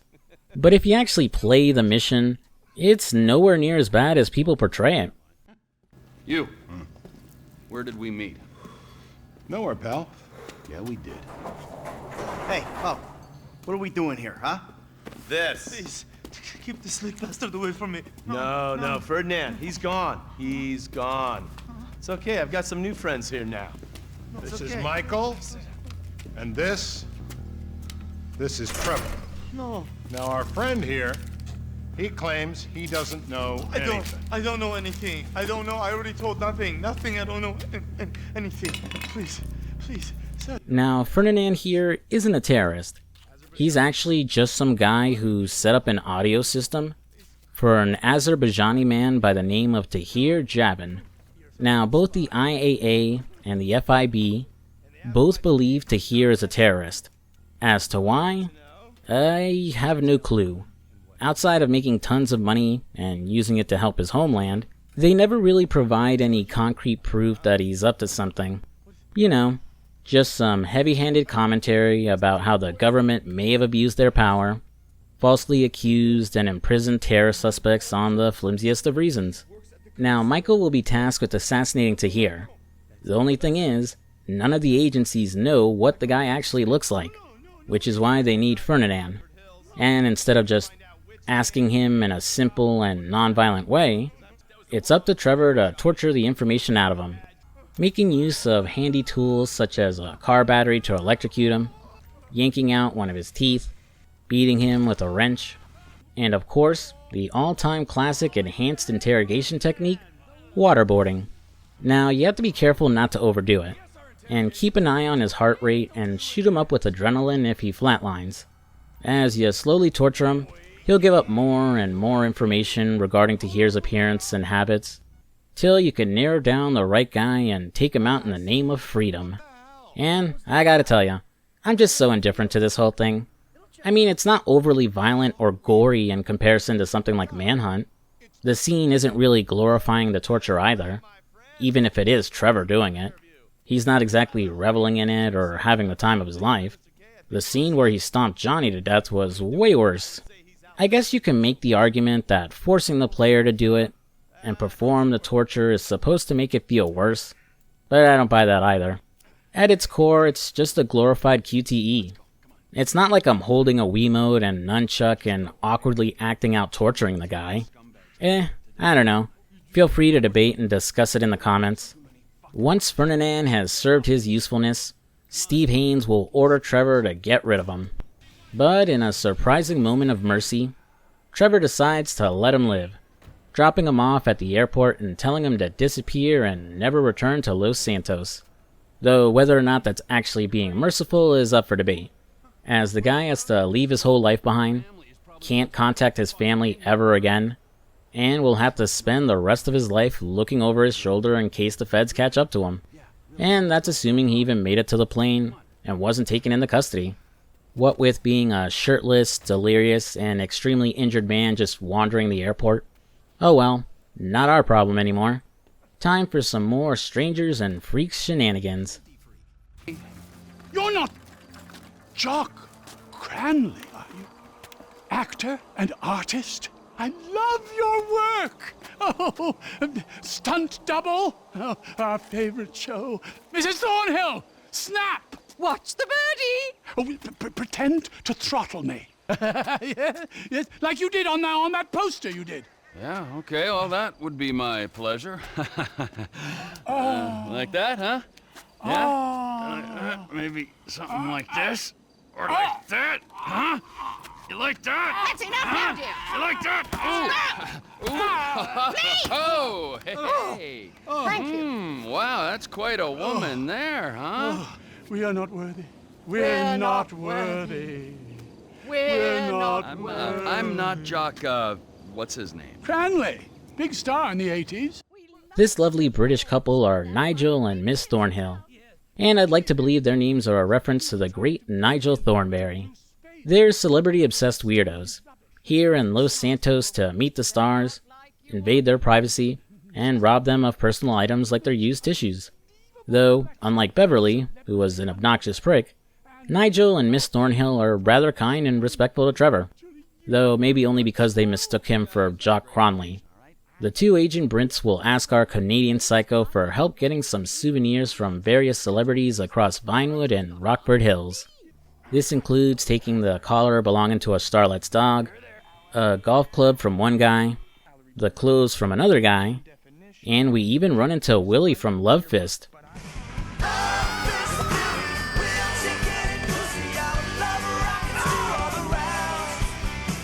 We take his gold tooth as a souvenir, though all these trinkets still isn't enough for the pair, as the next time we drop in on them, they're stalking action star Al Di Napoli.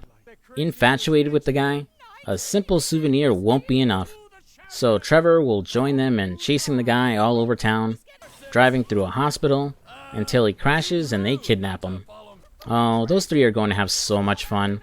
I'll have to remember to drop in on them later and see how they're doing. Let's switch over to Franklin and see what he's getting up to. Wow, Franklin! You never told me that you had a sister. I'm Denise, Franklin's housemate. And aunt, my mother's old dried up ass sister. Shut the fuck up! Yeah, shut the fuck up! Here, darling, why don't you go get yourself something nice, okay? Thank you. Is it $7? I said something nice, not expensive. You want to be a greedy fucking cow, huh? No. Now get the fuck out of here, all right? You men are all the same. That's gotta be one of my favorite moments in the game. Interactions like that is what slowly gets me warming up to Trevor. I'll never forgive him from what he did to Johnny, but he isn't a complete unlikable monster either. Lamar has once again dragged Franklin into his nonsense, as he wants his help in facilitating a drug deal that Stretch set up with the Ballas. Trevor, with nothing better to do, excitedly inserts himself into the conversation and tags along for the ride. The deal will take place on good old Grove Street, and man, the hood sure has seen better days. It's not the same one we remember, of course, but the devs did try to get it looking similar. The layout is just slightly different, and it's missing CJ's house. Knocking on our contact store, Lamar will sample the goods and prepare to make the handoff. That is until Trevor spots something fishy. Unsurprisingly, we've been set up again, and the trio will now have to fight off the Ballas and shoot their way out of Grove Street. Running down into the river channel, they'll interrupt a rap video being filmed to steal some jet skis to continue fleeing. Eventually, the group will split up, with Franklin heading off on his own, leaving poor Lamar to hang out with Trevor for a while before he drops him off at his crib. Before returning to Floyd's condo, it's time for another drug-induced fever dream. Legalize smoke? Yeah. You fucking kidding me? I make a shitload of money selling that, all right? The last thing I can handle is legalization. Now fuck off! Take a drag. No, I don't smoke it anymore. It interferes with the speed. No, it's really good weed. All right, give it here.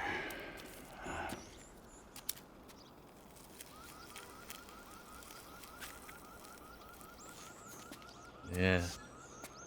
It's a real mellow, contemplative high that comes from your... Those clowns over there.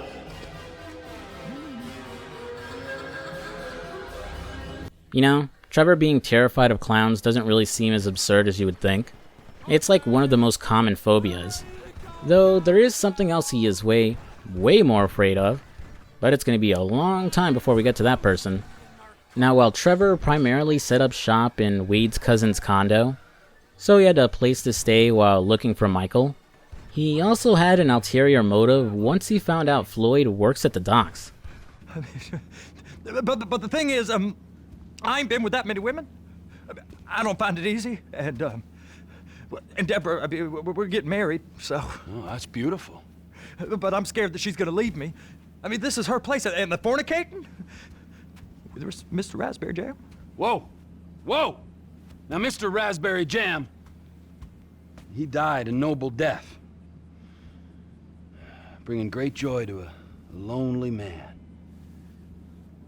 I ain't got a very big penis. Some girls laugh when they look at it. Wow. Show me. Show me, boy! I don't want to. Mine ain't nothing special, but this boy gets the job done. All right? I'm trying my best not to let every cutscene play or pad out the video by running on too long, but there are just so many gems in this game I just can't casually skip over them. Trevor has procured some dock uniforms, the trio changing into them as they head down to the pier where Floyd works. The plan is to blend in and scout the docks in search of anything viable that Trevor can procure and sell for big money. While poor Wade gets stuck working on the septic crew, Floyd and Trevor will do exciting things such as using a container handler to move shipping containers, or hop on a huge crane in order to move said containers onto flatbed trucks. Yeah, most of this mission is a bit of a drag. It's the point, of course, but Christ, I wish there was a way to get through it faster. Menial labor done, Trevor will spot his prize, a huge freighter owned by the private military group known as Merryweather Security. Snapping some photos and sending them to Ron, we got one last bit of business, and that's figuring out what exactly these guys have on that thing. Heading down to Merryweather's location, Trevor will steal some classified documents, while Floyd acts as a distraction by getting stomped out by Merryweather goons. Poor Floyd. I wish this was as bad as things got for you, but things will only get much, much worse. Escaping the scene, Ron will call up with some info. Merryweather are protecting some type of fancy military tech, with one of the devices on the freighter and another one on a ship out at sea that they're currently testing. Ecstatic at the possibilities and potential profit from selling whatever it is, Trevor heads back to the condo and finds that poor Wade didn't exactly have a great workday either.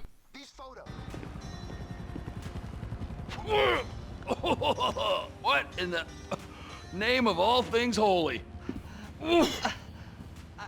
I tried to stop it, but it just kept coming and coming. Oh, it's there, Wade. Look, Betty, you're just not cut out for honest work, all right? It's finally time to plan out another heist. Though this one is considerably scaled back as you won't be hiring a crew to assist. Instead, you're just roping in Michael and Franklin. The options are to either sink the freighter by blowing it up and using a submarine to find the cargo underwater and stealing it, while the other involves ambushing the boat out at sea testing the other device, still using the submarine and a chopper to get it out of there. I decided to go with blowing up the freighter. Getting the sub needed for the job is much easier than you'd expect, as I just casually sneak onto a ship carrying one, drop it into the ocean, and off I go. Earlier, I praised how lively and colorful the ocean looks in GTA 5, but that's during the day. At night, with only this little sub to illuminate your path, it's actually kind of terrifying. Again, like some unknown sea monster could attack you out of nowhere. Thankfully, that's not the case. I even hear and see some orcas during this little underwater excursion.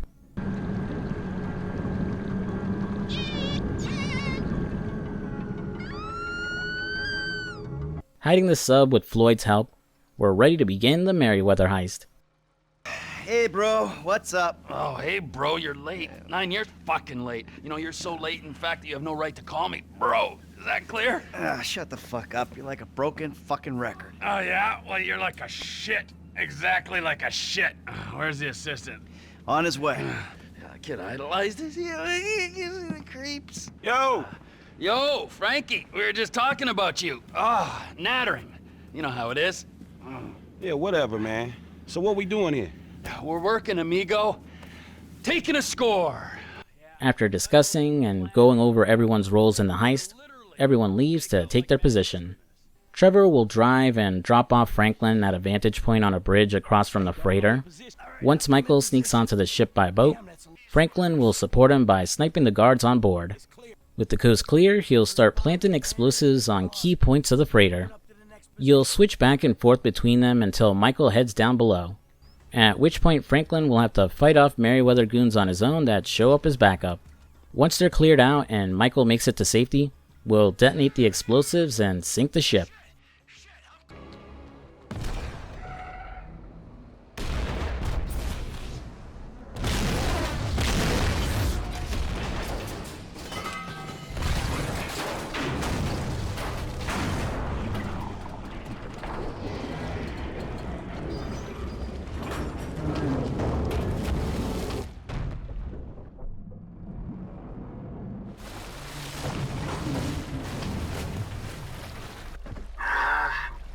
In that stinking water.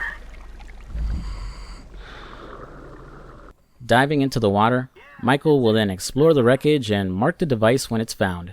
Finally, this is when Trevor comes in, as he'll pilot the submarine to grab the device and haul it back to the extraction point.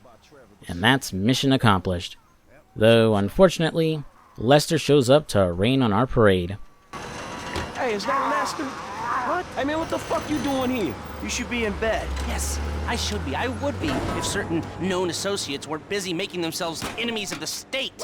You know, the FIB, Merryweather, IAA. You can fuck with them all day long. But when you try and steal an experimental super weapon and sell it to the Chinese, you and everyone you ever knew is gonna be fucked in the ass, you fucking chumps!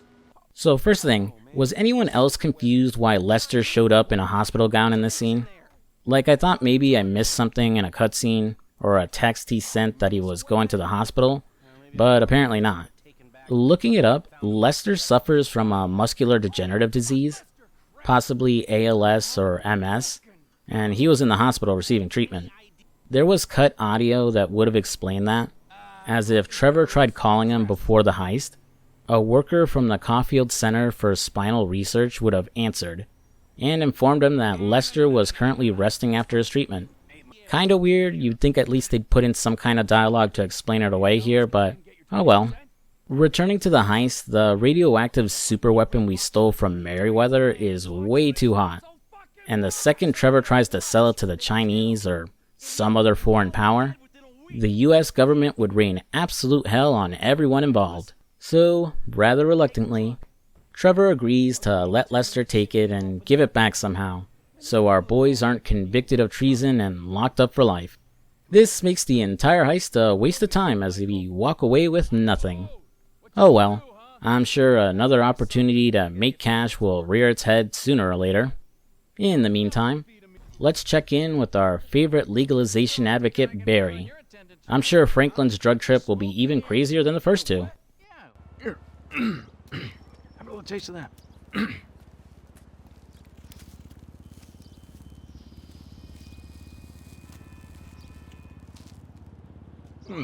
Just a mellow, sophisticated high. Man, this seems a little dry. Can't you see the aliens? Man, what else are you taking? Man, this shit is garbage. No? No drug trip? Huh, that's surprising. Looks like years of smoking pot has given Franklin some type of tolerance to it. Either that or Michael and Trevor are complete lightweights who can't handle the sticky icky. Since Franklin didn't experience a drug trip when he's gunning down endless clones of his aunt or something, he'll instead be tasked to assist Barry with his upcoming smoke-in at City Hall. He'll have to head to 2 locations marked on the map to grab cars that are carrying Barry's weed stash, though one of the cars need to be towed. After successfully escaping the cops and dropping off the chronic, Franklin will get invited to the smoke-in. But no one is actually there. Turns out Barry ended up forgetting. Poor Franklin. Always letting himself get wrapped up in other people's bullshit, doing their dirty work and never having anything to show for it. Actually, come to think of it, that's all of our leads, isn't it? Speaking of which, time to work for the feds again.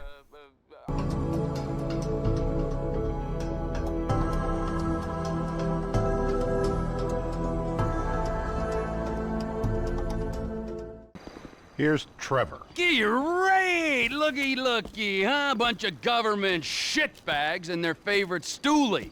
What's he been telling you? Oh, he just said how you guys were happy to help the government in any way you can. Oh, really? Huh? Because I was told that if we helped out with that thing, which we did, then our past indiscretions would be forgotten in a haze of patriotic fervor. Who told you that? Did I tell you that? I'm in charge here, Fruity.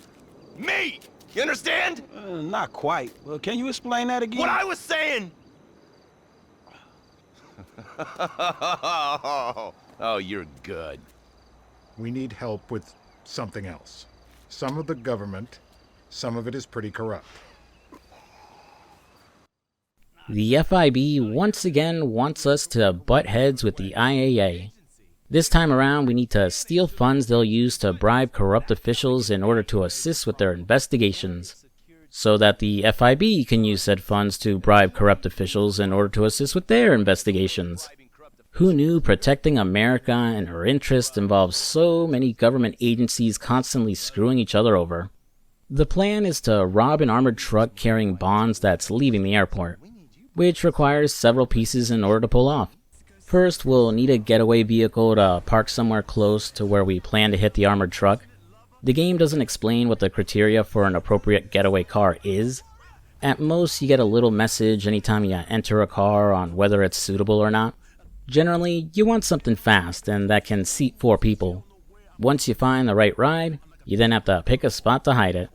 Again, there's nothing really telling you where you should leave it, so look up the best spot online. Drive it there, and call Michael to let him know where it is. The rest of the things needed are fairly simple, and marked off on the map. This includes a garbage truck, a tow truck, buying some boiler suits, and finally some masks. Now, with all the pieces in place, we have one more thing to do before we can pull off the heist. And that's to do the first Lester assassination mission. So what's up, man? Sit down and face forward. Now, I don't have a lot of time. I know you need money. Did Michael tell you about Life Invader? Oh, shit. Y'all two did that? Look forward. We're two strangers having a friendly chat. And don't pretend that you liked Jane Norris. This set of missions for Lester will have him once again manipulating the stock market, employing Franklin to kill the various presidents and CEOs of companies to tank their stock prices. The first job for him is mandatory, and the story won't proceed until it's taken care of, but the remaining missions can be done whenever, and in fact should all be done after you've beaten the game. Reason being is that these sets of missions are the best way to make the most amount of money you can, which, rather boringly, involves playing the stock market. First, before even starting this mission, you want to log on to the stock exchange on your phone, specifically the Bossack exchange. Then you'll need to find Beta Pharmaceuticals stock and pour all the money you have into buying as much as you can, optimally doing it with all three characters. All your cash invested, you'll go visit Lester to do the first assassination mission, which has Franklin killing the CEO of Bilkington Research as he leaves his hotel. After completing the mission, sell the beta stock you bought in order to net a nice profit. In my case, I made a 36% return on investment. How much profit you earn depends on how long you wait after the mission to sell your stocks. Different guides will offer different advice on how long to wait, varying from 2 in-game hours to skipping time ahead a few times by sleeping and saving. Also, how much you can earn varies depending on whether you're playing the original PS3 or 360 release of the game, or the newer versions. So my advice is to make several manual saves before starting the assassination mission, just in case you mess up and take a loss. Now, after you've sold all your beta stock, wait several in-game hours until Bilkington's stock drops to its minimum, where it will stay for about 2 days. Head on to the LCN exchange, pour all your money into the stock, and sleep at your safe house over and over again until roughly a week has passed by. Check your stock constantly each day until it rebounds to its highest price, and you can get a 65 to 80% return on investment and then sell. There might be better ways to do this, and conflicting information claims you might be able to get higher than an 80% return, but go with what you're comfortable with, especially if you don't have the patience to do it over and over to get the perfect result. If you did everything correctly, and had each character invest all their money, all 3 of them should have just over or just under $1 million apiece, and money will no longer be an issue for the rest of the game. Yeah, you won't be able to afford the more expensive properties yet, but once you have the funds from the final heist, you can do this whole setup again with the remaining assassination missions, and have more money than you could ever spend. After completing this first assassination mission, Lester will do Franklin a solid, buying him a new home in the hills and even having his stuff moved over for him. He says it was just a way to launder his money and cover his tracks by having Franklin live there, but it's still a nice gesture, especially considering the poor kid only ever gets verbally abused by those in his daily life. With that out of the way, we'll head to the rendezvous point to meet the guys and suit up for the armored car heist.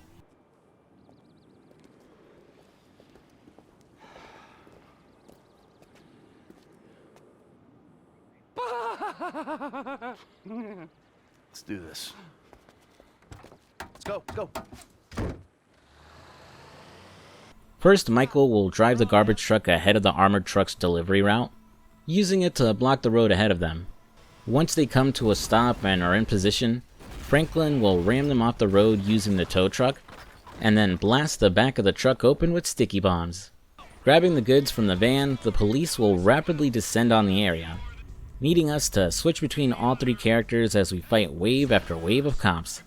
Eventually, they'll stop coming and the trio will scatter, Michael leaving with the bonds while Franklin takes off in the garbage truck, destroying it and then leaving in the getaway vehicle.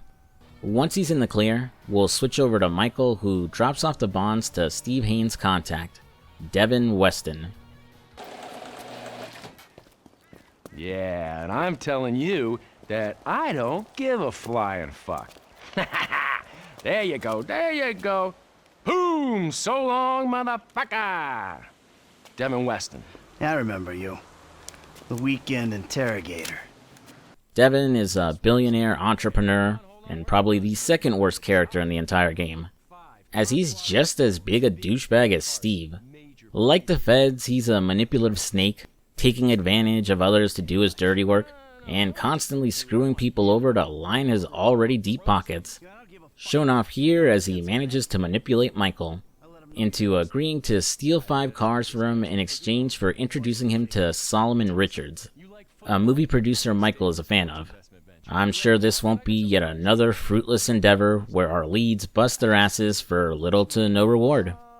Slick! Oh, you must be Michael's boy. Oh, man. Sometimes enlightenment, it can be a real bitch. Good to meet you. Yeah, likewise, homie. We hear you're a competent repo guy, yes? This is kind of like a little hobby of mine, requisitioning the underappreciated possessions of my contemporaries for some wealthy communists in China who will value them much more. Meeting with Devin and his lovely assistant Molly, he'll give the boys the specifics for the first job. We're robbing 2 trust fund kids of their rides. First, Franklin will borrow one of Devin's cars and drive out to a gas station to meet and challenge the guys to a race. Racing all over the highway, Michael and Trevor, disguised as traffic cops, will chase after all 3 of them until they finally come to a stop.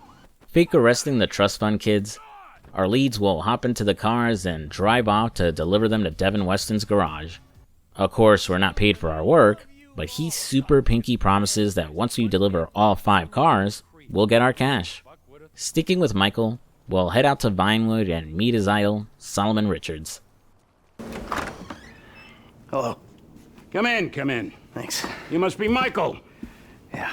You know, I used to have 3 secretaries. Now I have to make my own coffee and give myself a happy ending. See, the ships are coming in, but the walls will hold us. Nelson in Naples. Pluto? I said Mars, you cocksucker!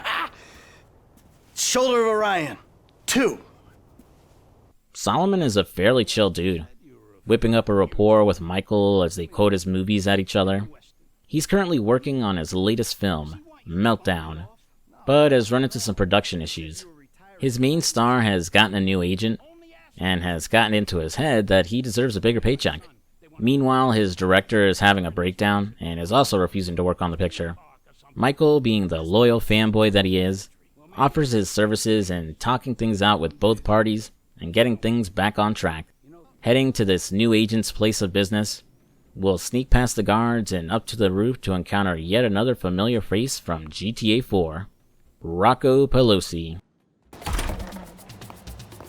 Who's this jackass? Hey, you! Oh, turns out these guys are in love with their contract, so they'll be going back to the set with me. Can you believe this fucking clown? No! This guy's all mine! Rocco was that obnoxious Guido who showed up during the Ballad of Gay Tony. Having bought a stake in Tony's club, he puts him and Luis to do a bunch of dirty work for him, constantly harassing and starting shit with the both of them throughout the entire game, till he betrayed both of them and tried to get Luis to kill Tony to square everything away with the Russians. And as much as I was hoping I'd get to put a bullet through his face like his Uncle Vito, I couldn't touch him, due to the flimsy excuse that he was a made man. No such problem this time, as Michael beats his ass until he agrees to drop his newest client and the director.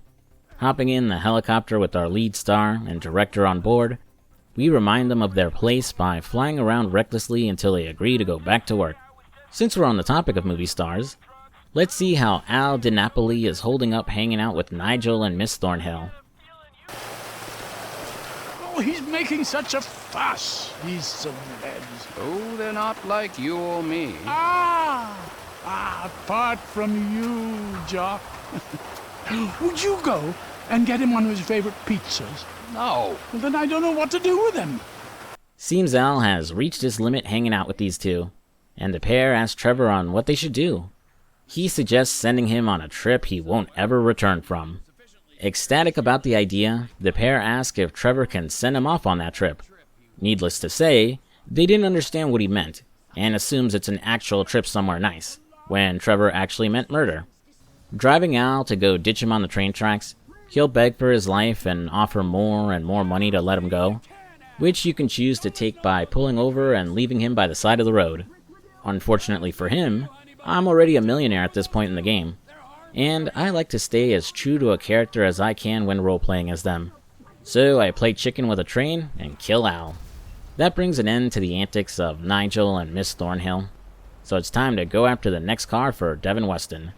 Arriving at a police station, Trevor will waltz in and head for the roof, teaming up with some random police helicopter pilot to search for the driver of the car Devin wants.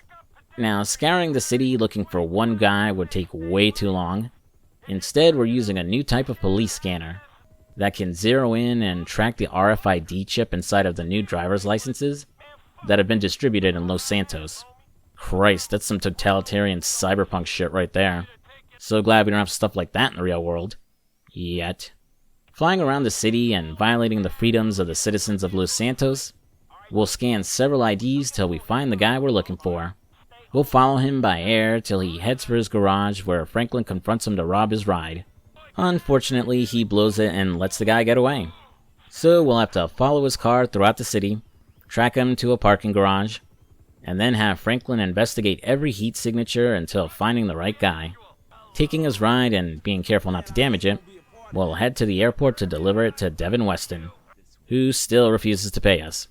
On the bright side, Michael, the ever-generous mentor that he is, has found us some work with Martin Madrazo.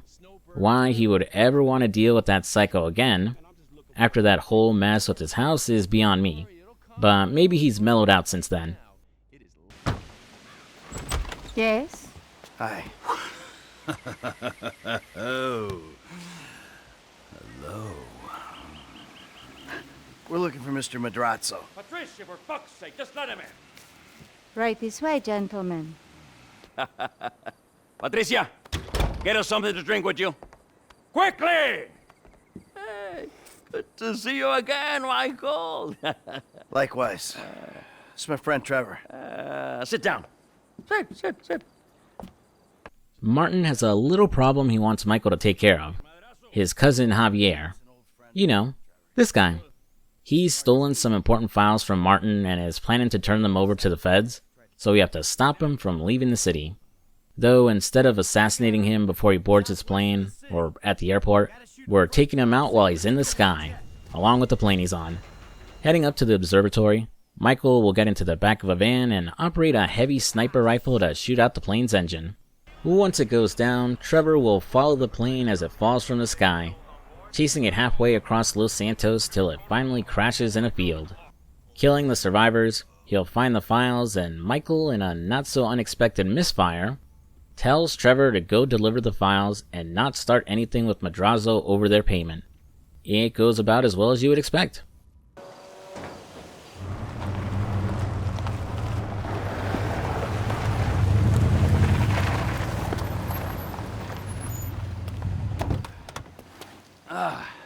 The fuck has happened? Why did he have his car? Man, that piece of turd, huh? No wonder people are stabbing him in the back. What happened? Cheap bastard. You know, I really don't know why you mess around with people like that, Mike. I mean, really, I don't. Answer the fucking question. I asked for a fair day's pay after a fair day's work. Then he kind of got a little angry. So I admit, I kind of got a little angry. Did you kill him? What kind of fucking animal do you take me for? No, I didn't kill him. Oh, fuck. But I did kidnap his wife. Oh, no. Welp, looks like we're right back on Madrazo's shit list. The duo will lie low for the time being and won't be able to return to Los Santos till this is all squared away. So, let's get back to Franklin. We're after the next car on Devin Weston's list, this one located on the Vinewood movie lot. Sneaking in, Franklin knocks out an actor to steal his tux, sneak onto the set pretending to be him, and then drive off with the car and his co-star. So is everyone on set blind, or did they assume Franklin was like a stuntman or something? Cause I think they would have noticed he wasn't the actor, cause their lead star wasn't black. Maybe they were afraid of being called racist and getting their careers canceled or something. Unlike the last few cars, this one's actually pretty special, as it's basically the car that James Bond drives, being equipped with droppable spikes, an ejector seat. What happened when I pressed this? Ejector And later on, machine guns. Dropping it off at Devin Weston's garage, best character in the game, Lamar returns. Anyway, come here. I'm gonna put you in touch with my legal counsel. Hey, don't touch me, homie. I don't get down like that. Yeah, let me tell you how the world works, Slim. I swear, Lamar's interactions with other characters are some of the best moments in the game. He can take a cutscene with that obnoxious charisma vacuum Devin Weston and actually make it entertaining. Whether Franklin likes it or not, looks like his homie will be tagging along to assist with the next job. Let's see how our other pair of heterosexual life mates are doing. Bring me my coffee, I'm gonna cut your arm off. Absolutely. Who the hell's that? Your maid? Business partner. Good guy. Very loyal. Ron, that is Michael. And this is Patricia. Listen, beautiful. I'm sorry about everything that's happened. And, I can't guarantee no harm's gonna come to you. I might have to chop you up into little pieces before spraying your pulp mess down the drain, but I really hope it doesn't come to that. I appreciate your honesty. You are a good man. I can see that. You need your eyes examined then. Patricia is surprisingly calm about this whole ordeal. Maybe she's used to this nonsense considering her husband isn't much better than Trevor. While he was away, Ron managed to dig up some intel about a Merryweather plane that's moving a large shipment of weapons. Seeing a golden opportunity to expand their business, Trevor will go off on his own to intercept the cargo plane. Unfortunately, he doesn't have many options to chase after them with, limited to just a crappy crop duster. Worse, he has to fly as close to the ground as he can to avoid the radar from the military base, or risk getting shot out of the sky. One very long scripted flying sequence later, will finally be allowed to fly up and catch up to the cargo plane. Limited in his options to actually get onto the thing, Trevor improvises by crashing directly into it when Merryweather opens the cargo hold. Killing everyone on board, he'll hijack the plane and head for his airstrip. Unfortunately, since the plane deviated from its flight path, jets were scrambled to intercept it, who waste no time in shooting the plane down when it's obvious it's been hijacked. Hopping out and parachuting back to the ground, Trevor walks away empty-handed yet again, as he watches the plane crash and sink below the Alamo Sea. Though if you come back to where it crashed and dive underwater, you can get your hands on some pretty good weapons, and even farm it over and over again if you leave the area and come back. Ain't nobody got time for that though, as it's time to meet a new Strangers and Freaks NPC. Smell any funny spices? Я ничего не вижу, босс. Эй, придави документы. What? Паспорт давай, ебарь, мам. I don't fucking understand you. А, да ты по-английски не шаришь. Что за хуйня с тобой? Я говорю, паспорт покажи. Все вы нелегалы как один. Ты под гражданским арестом, ты понял?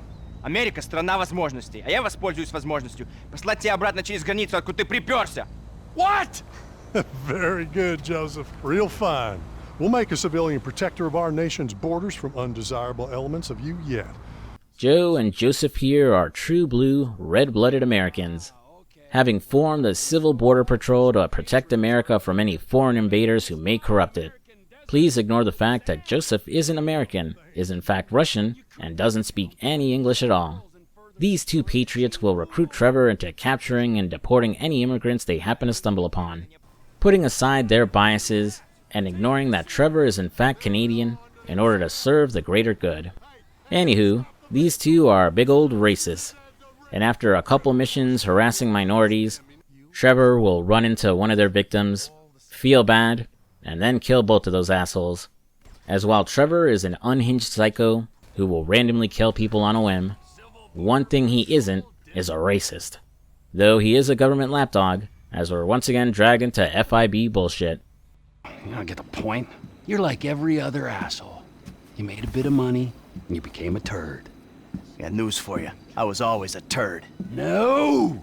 You weren't, man. You were something. But now, man, you're like this place. You're a shell. Go fuck yourself. Are you some kind of pure morally justifiable asshole? What, because you're totally psychotic, somehow it's okay? I'm honest, all right? You're the hypocrite. Oh yeah, you're a fucking hero. So far above it all. Oh, yeah? Well, I'm not above ripping open your fucking chest to see what's replaced your heart. Rip it open. See what's there, baby, because I'm ready. Hello? Oh, right, I forgot. There's still some animosity between these two. You'd be forgiven for not remembering, because the game pretty much forgot after that whole deal with Tracy and Laszlo. Michael treats Trevor like this chaotic force that showed up out of nowhere to turn his life upside down. Trevor, meanwhile, picks apart this front Michael has put up. For all the shit I give Trevor, he's real. There's no mask there. He's not concerned about what others or the world think of him. He says fuck it and does what he wants. He has his problems, and accepts those problems. He won't fix them, of course, but he won't make an excuse for them either. Michael, meanwhile, fails to take accountability for his shitty life and his relationship with his family, is quick to blame anyone he can for his mistakes, and more importantly, can't admit that the criminal he tried to bury back in Yankford is who he really is. I would dig deeper, but we got some more FIB bullshit to get done. Steve Haynes and Dave want us to infiltrate a research lab and steal the nerve gas they're developing, probably because they can use it to one-up the IAA somehow.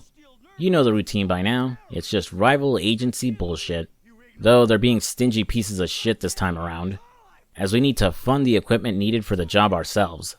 So it's time to plan another heist. Heading out to Paleto Bay, we'll call up and meet with Lester to scope out the bank here. According to Trevor, the potential score is huge. The only problem is that the money is dirty, so the police response will be swift and brutal. After casing the place and testing the police response time, the group gets out of there and starts forming a plan when returning to Trevor's lab. Unlike the previous heists, we're not deciding on what approach to go with, instead, what gunman to bring along. In this case, I go with Trevor's meth cook chef. All that's left before we can begin the heist is to ambush a military convoy and steal the arsenal they're transporting. Before we do though, we'll get a call from Franklin.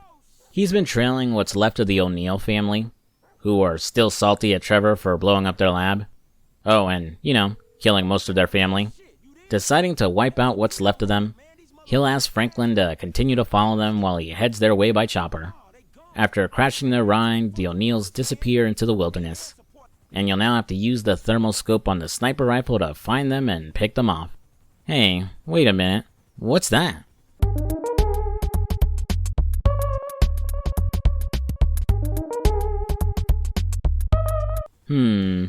My eyes might be playing tricks on me. After taking out 2 of the O'Neills, the third one will camp behind a rock firing rockets up at the chopper, so Franklin and Chop will have to sniff him out and put an end to him. The O'Neill bloodline finished off once and for all, we'll later ambush that military convoy I spoke about to get our hands on some heavy artillery and get ready for the Paleto score. First you take a hostage, against my advice, and then you start some kind of crazy high school romance with her? Are you nuts? She's a 60-year-old housewife! Ah, she's 57! And she thinks that I'm mature. Yeah, well, let me tell you something. 30 years of marriage to the world's angriest mob boss would make anyone insane. You're not making my situation any easier. Oh, there's a surprise. I knew it would become about you. I miss my family. Oh, you're full of shit. All you ever did was ignore them, and now that they're gone, you miss them. Fucking incredible. I'll tell you what's incredible. Fucking incredible. Hey, Hey! What? Enough! You got me out here. You wrote me into your crazy world of bullshit. If it was lies, new age shit, and arguments about how good life used to be, I could have stayed my ass in Los Santos. Hello, Franklin. What's up? Good to see Trevor and Michael airing out all their grievances. Don't want this shit going down during the actual mission. Also, looks like Patricia might be going through Stockholm Syndrome or something. Cause while Trevor is nicer to her than her verbally abusive husband, he's far from a saint. And then again, she just hangs out at his trailer and tends to his garden, so it's not like Patricia sees everything he's up to. Driving out to Paleto Bay, we'll drop off Franklin near the water, as he'll be waiting in a boat to get everyone out of there. Storming the bank and setting off the alarm, Trevor will be in charge of crowd control, while Chef works to bust down the door and Michael assists. Getting into the vault, they start looting all they can grab, as the first responders show up and then call in for backup. Soon, more and more police will show up and surround the bank, but the boys got a surprise for them. Time to face the music!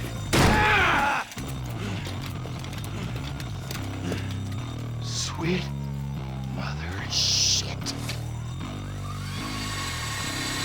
Decked out in heavy armor, the trio are close to invincible as they slowly move through the streets and destroy everything in their path. This whole heist reminds me of when I was younger and I'd casually boot up a GTA game and just start a war with the cops to see how long I can last. Might be why it's my favorite of the heists. The sheer power fantasy is just too much fun. While the police are no match for the crew, they just won't stop coming, and eventually, they call in for military assistance, raising the stakes as they bring in their own heavy firepower, not to mention a tank too. Switching control to Franklin, we'll need to rush in to pick up the boys while they fight off the military, though considering he's using a bulldozer, he won't be rushing in very fast. Chef will split off from the group as the other two get scooped up in the dozer and get driven across the street to run through a meat processing plant. And holy shit, I kept running into this annoying bug where I'd instantly fail, claiming that Michael died. Like here, take a look at this. I'm in control of Michael, about to enter this room, and then boom, instant loss. That guy on fire behind me is Trevor, by the way. Then it happened again. Still in control of Michael, and he was still healthy. It wasn't until I switched to Trevor before crossing into the next room that everyone survived. I tried looking it up online to see if it was a known bug or not, but couldn't find any info. The only thing I can think of that may have caused it was using a rocket launcher with Michael to kill the soldier with a grenade hiding around the corner. So maybe I messed with the scripting where he was supposed to throw it, and ended up getting killed when I walked over his corpse. I have no clue. But to the game's credit, this was the only time I ran into any kind of bug or glitch. Fighting off what's left of the cops and feds, we hop on a train and escape to freedom, rendezvousing with Agent Sanchez to drop off the cash. Unfortunately, we only get a very meager cut of the millions we stole. But that's alright, because Trevor has got us covered. Returning to his trailer to start the next mission, his buddy Ron has gotten word that a monthly train moving gold is about to pass through the area. Heading out to meet the train, we'll first need to land on it using Trevor. Alright, piece of cake. All we had to do was follow the damn train, CJ. All we had to do was follow the damn train, CJ. All we had to do was follow the damn train, CJ. After more attempts than I'm willing to admit, we eventually land on the damn thing. Trevor will ride to the front of the train, take out the conductor, and then hijack it. Switching over to Michael, he's changed into his scuba gear and takes a boat upriver to rendezvous with Trevor. Wait, why would he need scuba gear to help hijack a train?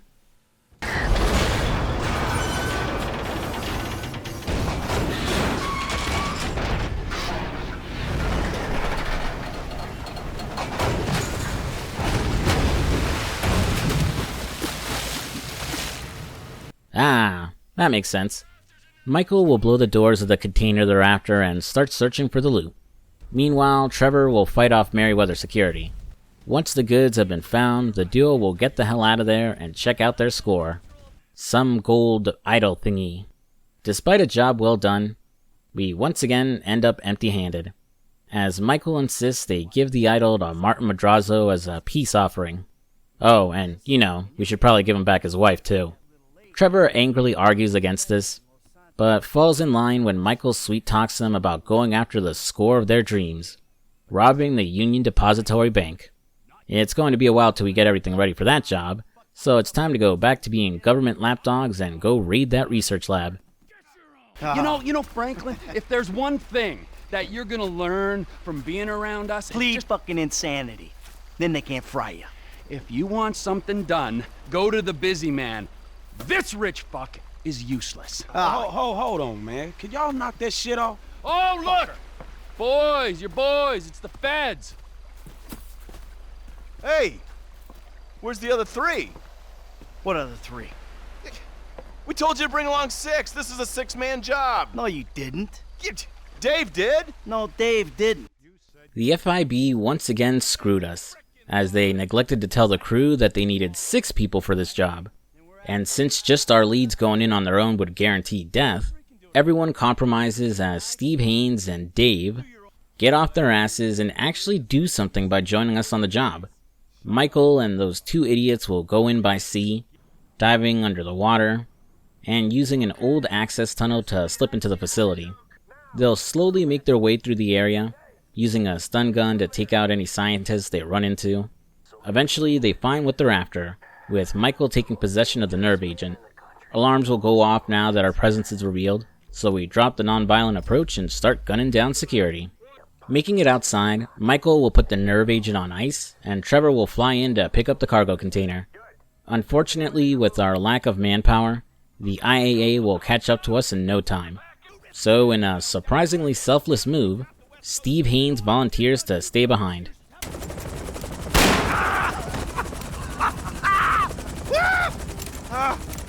FIB Special Agent, I got this covered! Detain this man! Fuck you, I should detain you, I just took a bullet for my country!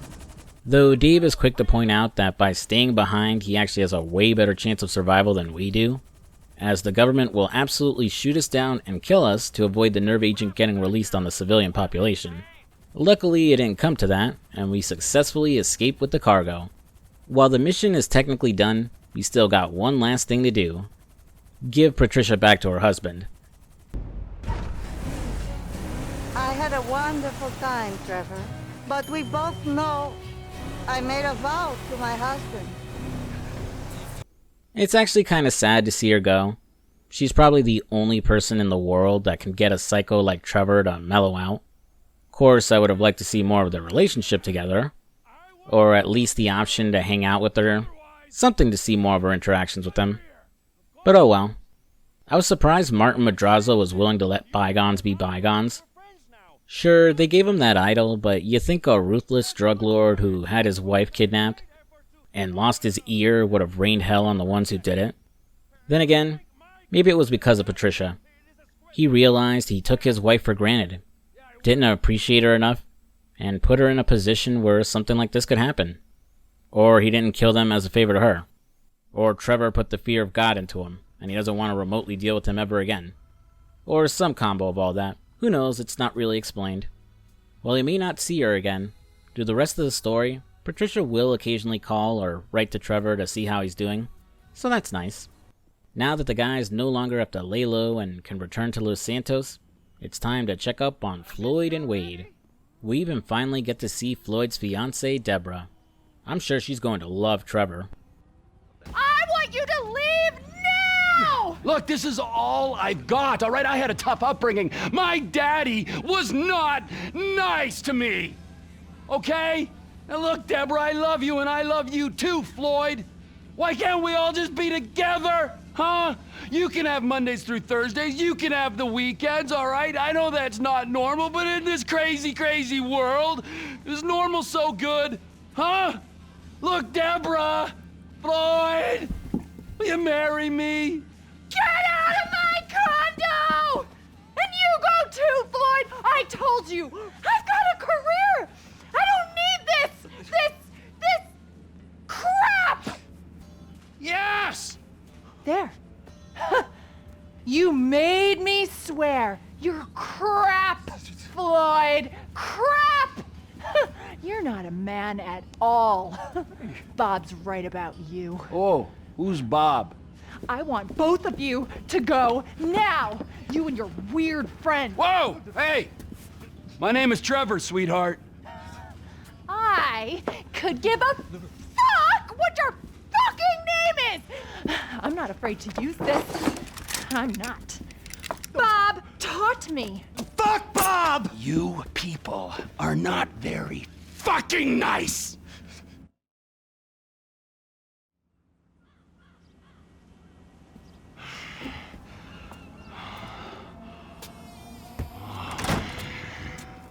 Oh, hey there, Trevor.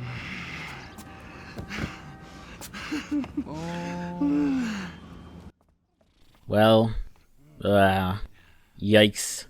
That got really dark. With the condo now a grisly murder scene, it's no longer usable as a safe house. But that's alright, because Trevor has a business proposition for the owner of the Vanilla Unicorn. Spoilers, he murders him too, taking ownership of the strip club and making it his new safe house in Los Santos. Well then, since it's been a while, let's liven some things up with a few strangers and freaks missions. Hey, I think that dog wants our attention. Hello, boy. What's that? You said a man is stuck in a tree. And he needs my help? Part of you would rather leave him there because he's a bit of a dick. But you're doing your civic duty. Okay, shit, show me. I find it fascinating that not only is Franklin comfortable talking to this random dog, but he doesn't question the fact that he can understand it. Maybe he can secretly talk to animals like Eliza Thornberry or something. Following Lassie, it leads him to some idiot hanging from a tree before the dog mysteriously disappears, no one else noticing its presence. Maybe Franklin has just been smoking too much weed. The guy he helps is a skydiver by the name of Dom, a hedge fund manager and adrenaline junkie, always chasing his next thrill. As thanks for helping him out, he invites Franklin onto his helicopter, which flies them to the top of Mount Chiliad where they compete in a race. First diving out of the chopper and parachuting onto the landing area, before hopping on dirt bikes and riding down the treacherous mountain path. And holy shit, is this path awkward to navigate, as the trail is tiny, with tons of turns, steep drops, and plenty of rocks that can knock you off the trail and down the mountain. I wouldn't even worry about taking the lead in the race, till you're near the bottom and have flatter ground to ride on. Salty after winning the race, Dom will race off and call later for more aerial challenges. This will also unlock parachuting as a side activity. You'll have 3 more missions with them, but the final one only unlocks after completing all 13 parachute side activities. While we still have control of Franklin, and we're on the topic of physical fitness, it's time to revisit an old friend. 36, 37, hi! 69, 70, stop looking at my ass! I wasn't looking at your ass. I know, no one ever does. A little thin for my taste, but nice. Nice to see Marianne is still as pleasant as before. Like she did with Michael, she'll challenge Franklin to a race, except this time it's a full-on triathlon. First swimming over to the other side of the beach, then cycling up the path, and finally a foot race to the finish line. Since the bike race with Dom earlier maxed out my stamina, this was a piece of cake. Dashing away a sore loser, this won't be the last we see of her. But for now, let's switch over to Trevor as he makes a new friend. Hey! Hey, think. Nice house, isn't it? You like it? I'm selling it. You want to buy it? I'm downsizing. No, I'm good. I used to sell houses like this all the time, okay? I sold dreams. I made lives meaningful. Josh is a real estate agent who needs some help to sabotage his old business partner, Lenny Avery, promising Trevor some bouncy with a prostitute for his help. This is one of the few lines of Strangers and Freaks missions I've never actually done until this playthrough for the video. Probably because the first thing he wants you to do for him is hunt down and destroy all the for sale signs outside of the houses Lenny is selling. I mean, it's not particularly hard to do. There's only 15 of them. And you can look their location up in-game on Lenny's real estate site, or just pull up a guide online. They're spaced pretty close together too, so it took me maybe like 10 minutes to take care of them all. I was almost definitely being lazy during my last few playthroughs. As usually this late into the game, I've run out of steam playing GTA 5, and I'm just rushing to complete it. I'll go over my overall feelings about the game towards the end of the video like I usually do, but because I was making a concentrated effort this time around to engage with everything I could, and what the game has been offering, not gonna lie, I've actually been enjoying this latest playthrough. After destroying the signs for Josh, he honors his word and gives Trevor the bouncy time he promised. Josh will then ask Trevor to go out and intimidate Lenny Avery, chasing after the guy in his car and then beating him up. Coming back for another round of bouncy, we find out the identity of the prostitute Trevor's been sleeping with. Hey, Tony. Hope you had a good time up there, huh? Yeah, not bad. Bit skinny, but not bad. Where you know her from? You ain't the pimp type. Yeah. No, she's my wife. She's my wife. I left my first wife and kids for her. Best decision I ever made. Oh, fantastic. I mean, she's been the making of me. Whatever gets you off, man. I think Trevor's expression says it all. We'll do one last job for him, setting his house on fire before it can be foreclosed on, and so he can collect the insurance payout. And finally, and what should come as absolutely no surprise at this point, when coming back to Josh to collect Trevor's fair share of the insurance payout, he pretends not to know him and tells the cops he was responsible for the fire. Having to run from the cops, You have the option to kill Josh, but I didn't know that, so I left that asshole alive. Oh well, still fucked his wife. Returning to the story, Trevor will gather everyone at the Vanilla Unicorn in order to start planning out the big one. So what's going on here? What's going on is the big one. A long, long time ago in a faraway place, there were 3 guys. Michael, Trevor, and Lester. And Brad. Yeah, sure, Brad was there sometimes as well. I mean, there were other guys, though, too. So, anyway, we, robbed and lied and we hurt people. Pretty much lived a low-life kind of existence. But always dreaming of one thing and one thing only. The big one. The big one. The big one! What is the big one? The Union Depository. The Union Depository is the big score that Trevor, Michael, and Lester have been dreaming about since their old times together. The place storing over $200 million worth of gold bars, the ultimate challenge for the aging bank robbers, that if pulled off would set everyone up for life several times over. Leaving the strip club, the groups will split in 2, with Michael and Franklin heading to the bank to check out its entrances. Meanwhile, Trevor and Lester will get in a chopper and discreetly follow the transport responsible for moving the gold, trying to find somewhere on their route they could be ambushed during the heist. During this time with Lester, Trevor is eager to do yet another job once they take down the Union Depository, busting his old buddy Brad out of prison. Lester insists Trevor talk to Michael about it first, and he drops the subject for now, but things are finally coming to a head between these two.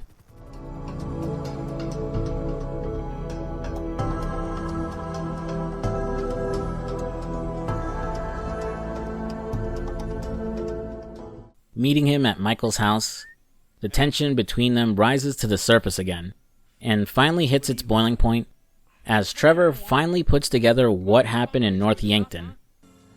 We're gonna do this last big job, and then we're gonna dissolve the partnership. This is not a game to me! Alright, this is a fucking way of life! I got a fucking family! Yeah, well, I got nothing! No one gives a fuck about me! I do. Oh, fuck you! I saw your grave. I mourned you. And then it turns out that everything I fucking thought about you was wrong. Everything. You're not dead, and you're not a man. Well, what the fuck are you? I'm your fucking nightmare! Yeah, enough with your goddamn threats! Man, let me just ask you something. All right, something I've been thinking about. Up in North Yankton, exactly who was buried in your place? I never gave it any thought. You know what I'm thinking? I had no clue. You treacherous piece of shit! You're fucking dead! You're fucking dead! Trevor! Hey! T!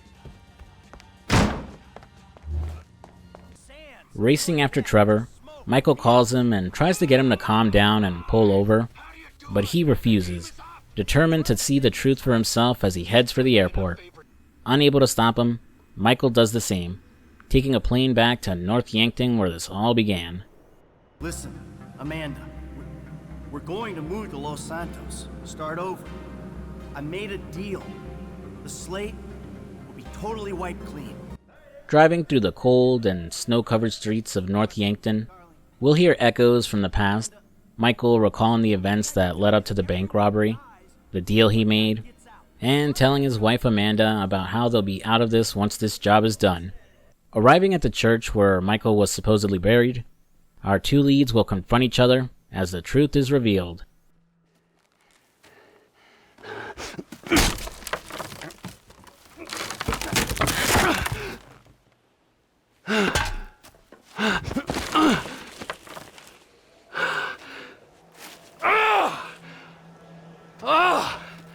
As if I didn't know. Brad! Look, we do what we gotta do to survive. This thing, it didn't work out the way it was supposed to. Oh, how was that, huh? With Brad in the can and me in the ground, or both of us in the coffin? Brad got shot. You saw it. He didn't make it. I got shot, I did. That's it. I think the only thing that didn't go as planned was me showing up on your doorstep 10 years later. Mikey, I mourned you. And I missed you. But I got a fucking family, Trevor. We were all gonna die. He did die. You reptilian motherfucker! I didn't want it to come to this. Yes, you did! You just don't have the fucking balls to do it! But I do! I got more to lose than you. Never a truer word has been spoken, brother. Now pull the fucking trigger! It's a tense standoff between the two, as they both try to rationalize whether or not to kill the other. Before shots are fired, they're interrupted by men working for Wei Cheng, who followed Michael and Trevor all the way from Los Santos. In case you forgot, especially since we're like 2 hours into the video by now, if not more. Wei Cheng is the leader of the Triads, who sent his idiot son and his translator to try and negotiate a partnership with Trevor when we first took control of him. Trevor takes off and disappears into the night, leaving Michael to fend for himself, Cheng's henchmen mistakenly thinking the two are lovers. After a shootout through the cemetery that gives me serious Max Payne 3 vibes, I really need to go back and play that game again, Michael ends up getting cornered and captured by them. Switching back to Trevor as he flies back to San Andreas, he'll receive a call from Wei Cheng informing him that he's captured his lover and threatening to kill him unless he comes to save him. Unfortunately for Michael, Trevor, understandably upset after realizing Brad was dead all along, and that he was supposed to die during the botched heist in Yankford, isn't in a rescuing mood and abandons him for the time being. We'll have to worry about Michael later though, as it's time to get the last car for that asshole Devin Weston. Luckily, the work is already done thanks to Lamar. So Franklin just needs to meet up with him to pick up the car, and then meet up with Trevor to load it onto a truck and deliver it to the drop-off point. The beginning of the mission is rather quiet, with Trevor and Lamar chatting while Franklin sleeps. Trevor filling him in that Michael is out of the picture, though neglecting to explain why. It's probably one of the best and hilarious conversations of the entire game, and while I'd love to play the entire exchange for you, I'll leave you with this gem of a line. Franklin's asleep. It's just me and you. What? What you trying to say? You want me to jack you off or something? Jesus, no. God, no. Of course not. Unless... Man, you's a sick fiend. Just fiending for some friendship. Friendship? Right, whatever, man. Halfway to the drop-off, the cops are on our tail, having tracked the ride that Lamar had stolen. Waking up to the chaos that's happening, Franklin will climb onto the truck and get into one of the cars to get rid of the cops. Specifically the James Bond car, dropping spikes to take out their tires, or use the newly installed machine guns to shoot them off the road. Arriving at the drop-off point, we'll meet with Devin's assistant Molly. Would anyone like to gamble on whether or not we're actually paid this time?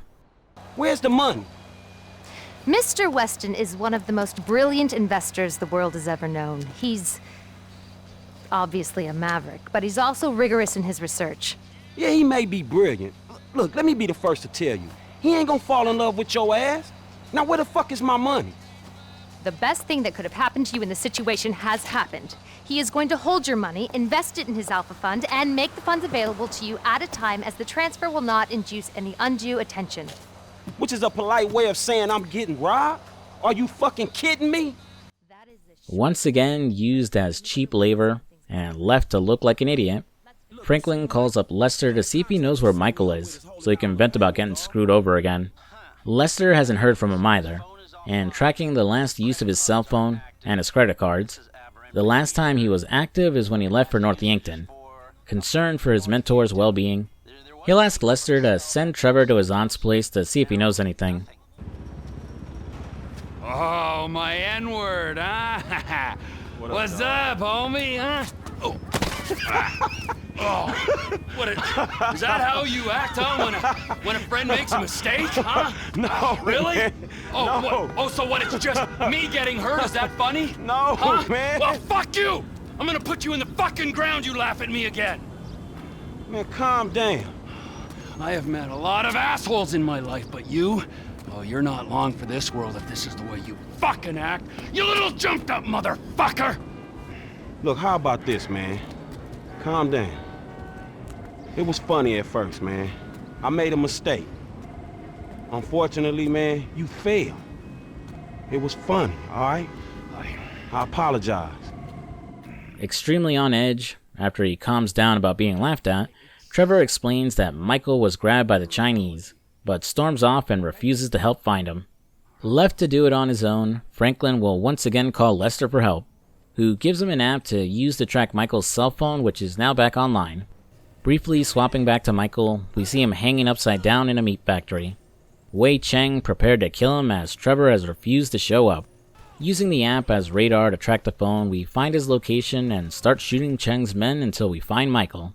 Setting him free, the pair will fight through what's left of his men and escape. Getting Michael back home, Franklin asks him about what happened in North Yankton between him and Trevor. Michael lays everything out to his protege about what happened the day of the bank robbery and when he supposedly died. What the fuck happened up there? I said, Trevor went crazy, tried to kill me, I got jumped by the Chinese. Man, before all that, I'm talking about the feds. Trevor, this guy Brad, man. I know what you meant. All right, look, I made a judgment call. I don't know if it was the right one. I did what I thought I had to do. I had a young family, Franklin. I was running with a crew of crazy motherfuckers with nothing to lose. I saw an out, a future for me, for my family. I took it. You took it? Man, you burned every motherfucker you've ever known. It was that or die. Look, I know it sounds cold. I don't expect you to understand it. Not yet, but you will. When you got ties of your own. Look, you wake up one day, and your legs, they just give. You just can't run anymore. Franklin isn't impressed that his mentor sold out his crew to save his own skin, even if it was for the sake of his family. The fact Michael justifies his actions by the fact he just woke up one day and was tired of running doesn't help matters. And sounds hypocritical considering how fast he hopped back into pulling heists again in the present day. Michael still has a long way to go before he and Trevor finally settle the score between them. Whether or not it's a satisfying conclusion, well, I'll let you decide once we reach the ending. In the meantime though, it's time I finally get to do something I've been dreaming of since the end of The Ballad of Gay Tony. Finding Rocco and his buddy beating up Solomon Richards, Michael saves the old man before chasing after them. Rather surprisingly, instead of some drawn-out, scripted sequence or elaborate set piece chasing them all over Los Santos, I just kind of effortlessly gun Rocco and his buddy down in the streets. A bit anticlimactic, but I don't really care. That piece of shit had it coming for years. Just wish Luis was here to experience it. Returning to Solomon, he thanks Michael for all his help and reveals that he made him associate producer on the movie. He finally did it. Michael finally got to make a movie like he always dreamed. I mean, he didn't write a script, direct it, act in it, or contribute much outside of murdering Rocco, but, you know, it still counts. Michael won't be able to enjoy his accomplishment for long, as we're yet again dragged into the FIB's bullshit. Meeting up with Lester, Dave, and Steve Haynes, things have gone considerably bad for those two government stooges, as Steve's antics at the research lab have exposed his corrupt dealings. The FIB is sitting on evidence that could put him, Dave, and everyone who are working for them away for life. So the plan is to break into FIB headquarters, find the evidence, and destroy it. It's another heist. Before Lester can get to work actually building a plan, Michael and Dave will first find and trail a janitor who works at the building. Following him to his apartment, Michael bribes him and gets him to agree to taking a vacation, so he can take his uniform and ID card. Returning to the garment factory, Lester will also need the plans for the building, which Franklin will take care of by stealing them from an architect at a construction site. Returning to Lester, he'll explain our options to go after the data inside the FIB building. First, we can set off firebombs inside the building, activating the containment mode for the data we need, and then, disguised as firemen, we sneak in and grab it. The other option is to try brute forcing the system by hacking it, which would require infiltrating the building by air and parachuting onto the roof. I decided to go with the firebomb option. which means getting our hands on a fire truck and a getaway vehicle. Before all preparations for the raid are ready, we'll swing by Michael's house as he sits down in his empty home, alone, before he's reunited with his son Jimmy. Hey, but... oh. Hey. I'm sorry I spiked you, okay? I get so mad and I can't control things, and then, you know, shit just falls on top of me. My life sucks right now, and I don't know what to do except I want to say I love you and hug it out, but all that wimpy shit is just, well, I'd say gay, but I have some friends who are gay, so that's not cool anymore, and the ones that I don't really like, it's not because they're gay, so lame, all right? You are just a lame and angry psycho sometimes. You do bad shit and things. I don't know if I love you, and I'm pretty sure I hate you a little bit, but I'm just so fucking upset that we can't even see each other. And you're just a drunk, lame dad. You know what? That might just be the nicest thing anybody's ever said to me. So will you buy me a car? What? I mean... Despite their animosity, it looks like Michael's family have been worried about him and missing him just as much as he misses them. While Jimmy is still trying to get stuff out of his dad, it does look like that little shithead actually cares. Taking a drive together, they go pick up Amanda from a coffee shop where she's hanging out with Fabian. The yoga shithead has dropped the whole Zen act, using Amanda to buy things for him now, and wasting no time in insulting Michael and Jimmy. While Michael tries to maintain his cool and get Fabian to apologize, his wife gives him the go-ahead to use violence. I'm gonna ask you one time, nicely. Michael, just hit him, please. Shush, woman! Anything for you, sweetheart. What I had some really good work there, you dick! There's a lot more where that came from, Holmes. Is he alive? Yeah, he's fine. Listen, Amanda. Next, we need to find Tracy, who's at the tattoo parlor with Laszlo, who clearly didn't learn a lesson from the last time we saw him. So Michael communicates said lesson much more thoroughly this time. First by giving him some new eyebrow, nose, and ear piercings, then with a very original and super clever tattoo, and finally the coup de grace, cutting off his stupid ponytail. Oh, no, that's my signature, my ponytail. The DeSanta family together again. It's time they sat down as a family and really learned to talk to each other. By which I mean they go visit Michael's therapist with the kids sitting on their phones while their parents shout at each other. I mean, let's face it, Amanda. We're trailer trash, you and me. We were taught to do this. Get a center, Michael. You have no center. How about you suck my cock? Huh? No, wait. We'll both get a center before that ever happens. You are such a fucking animal, a deranged animal! You fucking ain't right on deranged!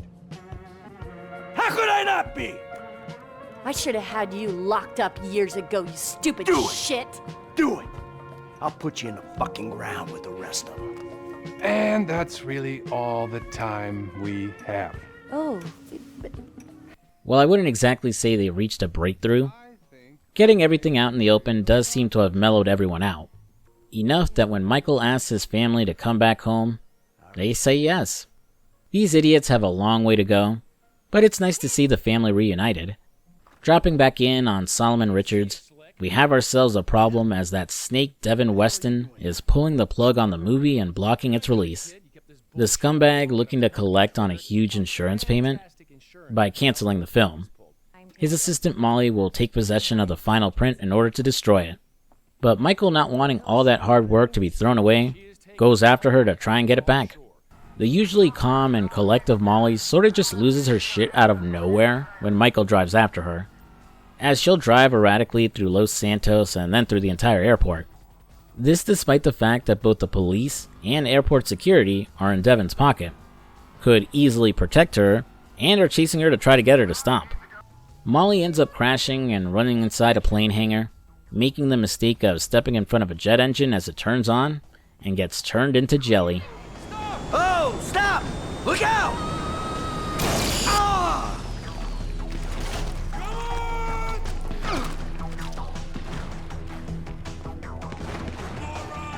didn't have to happen.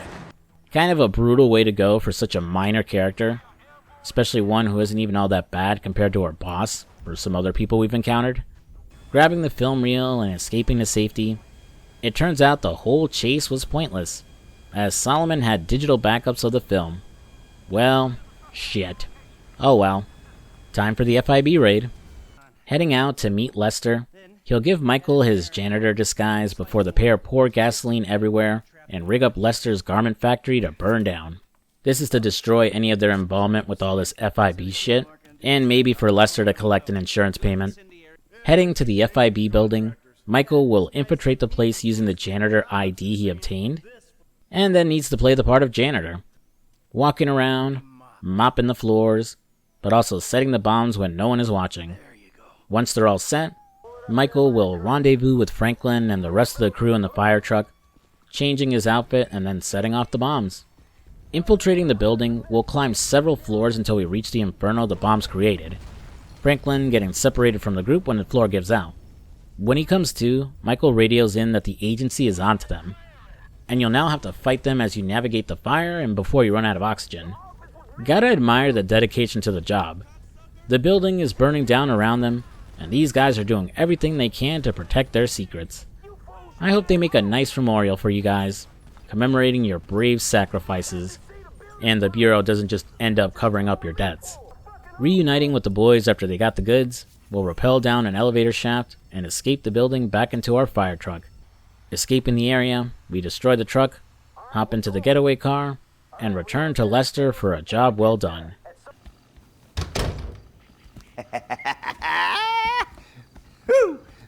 Well. What? I never thought I'd see you clowns again. We did it! Fucking A right, we did it! Ow! How was it? For a suicidally dangerous mission impersonating emergency services while working a high-security government facility, it was surprisingly uplifting. Come here, give me some of that. Hey. Ow, ow, ow, ow. Michael will have to leave the celebrations early to meet Dave and Steve Haynes to officially end their partnership. Unfortunately, due to Trevor's antics repeatedly fucking with Merryweather, we're now on their shit list, and they have been hassling Dave for info on us. If it's not one thing, it's another with these guys. Oh well, let's see what kind of mess we're wrapped up in now. Did anyone else get lost trying to navigate this building to find Dave, or am I just an idiot?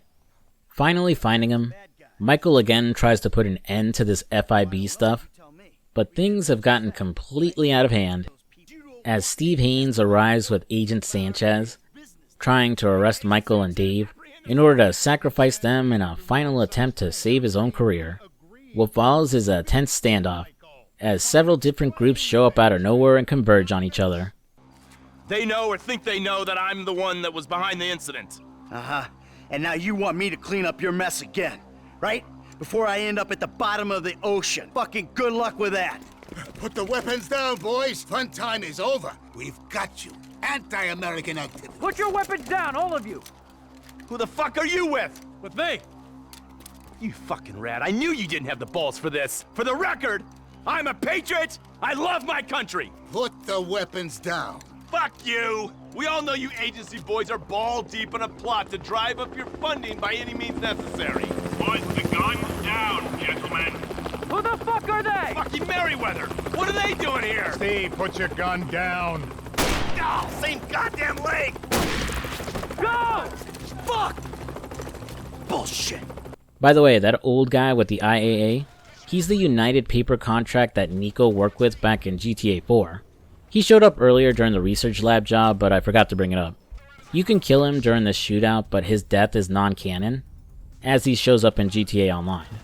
With all the groups opening fire on each other, Michael will have to avoid getting killed and get his ass out of there. Getting cornered, he's saved by the most unlikeliest of people, Trevor. Aww. Underneath all that anger and psychosis, he really does care about Michael. The pair will have to fight through every group trying to kill them in order to make it to Dave, then keep him alive as they look for an escape route. Reaching the parking lot, they'll split up, Michael escaping and then driving out to meet with Trevor. Despite putting his neck out to save his buddy, all their issues with each other aren't water under the bridge yet. And while he's definitely lying, Trevor didn't save Michael because he cares about him, but because they got one last job left to do, the Union Depository. This leads into the final missions of the game, as we prepare for the biggest heist ever, along with the ending to the game.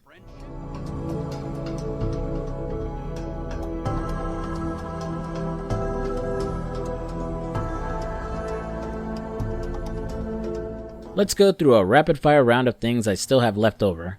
Michael visits his therapist one last time, the doctor revealing he's quitting his profession and is getting his own reality TV show, using his sessions with Michael as fodder for the show, though he promises he won't be using real names and locations.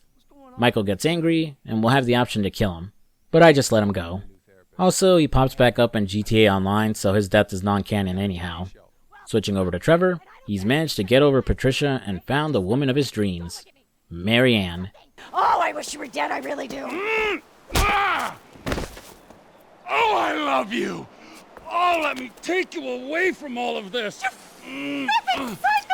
It goes about as well as expected. Next, Tanisha, Franklin's ex, that he's been trying to get back with all game, and who I've never mentioned until now, shows up at his new crib to tell him Lamar's in trouble. He's fallen into a trap that Stretch set up with the Ballas, who are holding him hostage at a sawmill. Franklin's reluctant to save his ass yet again, but Tanisha manages to convince him, and so he calls Michael and Trevor for help.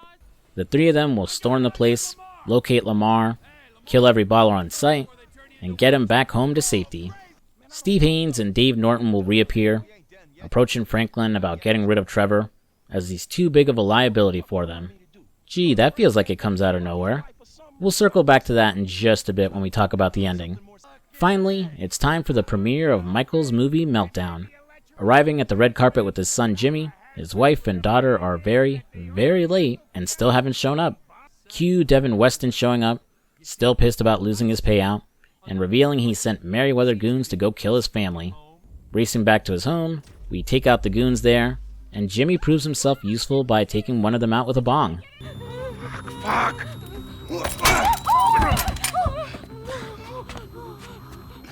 Yeah, you like that, don't you, huh? Take it all.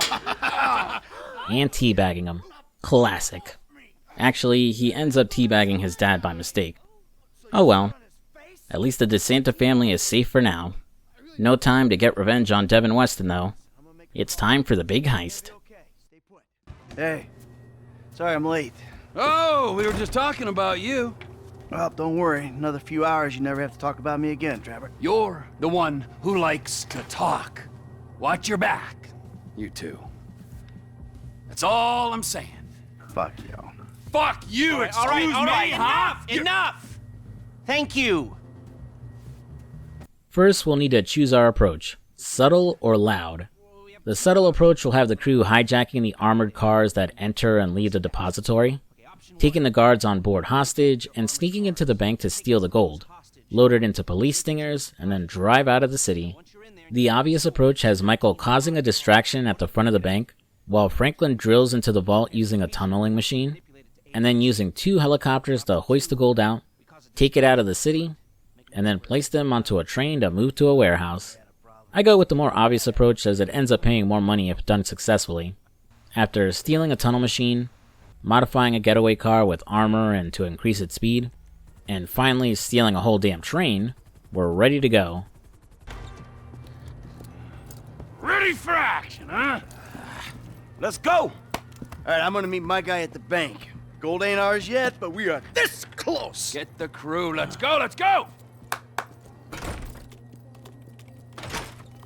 So earlier I said that the Paleto Bay heist was my favorite heist in the game, and that still holds true, but this one ain't no slouch either. Since I chose the direct approach, it's a long mission, with a lot of moving pieces, tons of combat, and plenty of opportunities for each of our leads to contribute. It's a huge, over-the-top set piece, and a fitting final heist. Driving out to the Union Depository, Michael will pick up Chef and the two will work to distract the cops. Down below, Franklin will drive the tunneling machine into the bank, use explosives to blow the vault, and start hauling the gold out. This gets the attention of the bank's security, so he and Packy McCreary will have to fight them off and survive until Trevor arrives by helicopter. Tethering the gold to the helicopters, he and Eddie Lowe will haul it out and start flying out of the city. Also, Packy, being the real one that he is, stays behind to cover Franklin's escape. You mind if I take my chances? I'll cover your run, then try to get out alone. Really? Good luck, dog. I'll run. I was worried he was going to die, but he actually survives off-screen. Franklin will join Michael and Chef, assisting the pair in shooting through all the police and news agents until they can get to the getaway car. After a very, very long chase sequence, seriously, I hate the cops in this game, the boys manage to get away, and we switch back to Trevor. Merryweather isn't going to let us just fly out of the city carrying 200 million in gold bars. So, with the help of Lester of all people, we need to fly smooth and as close to their choppers as we can, so we can shoot them down with rockets. Once there's no one left chasing after us, we just need to drop the gold onto the train, and we're officially bank robbing legends. Oh, we did it! We did it! We fucking did it!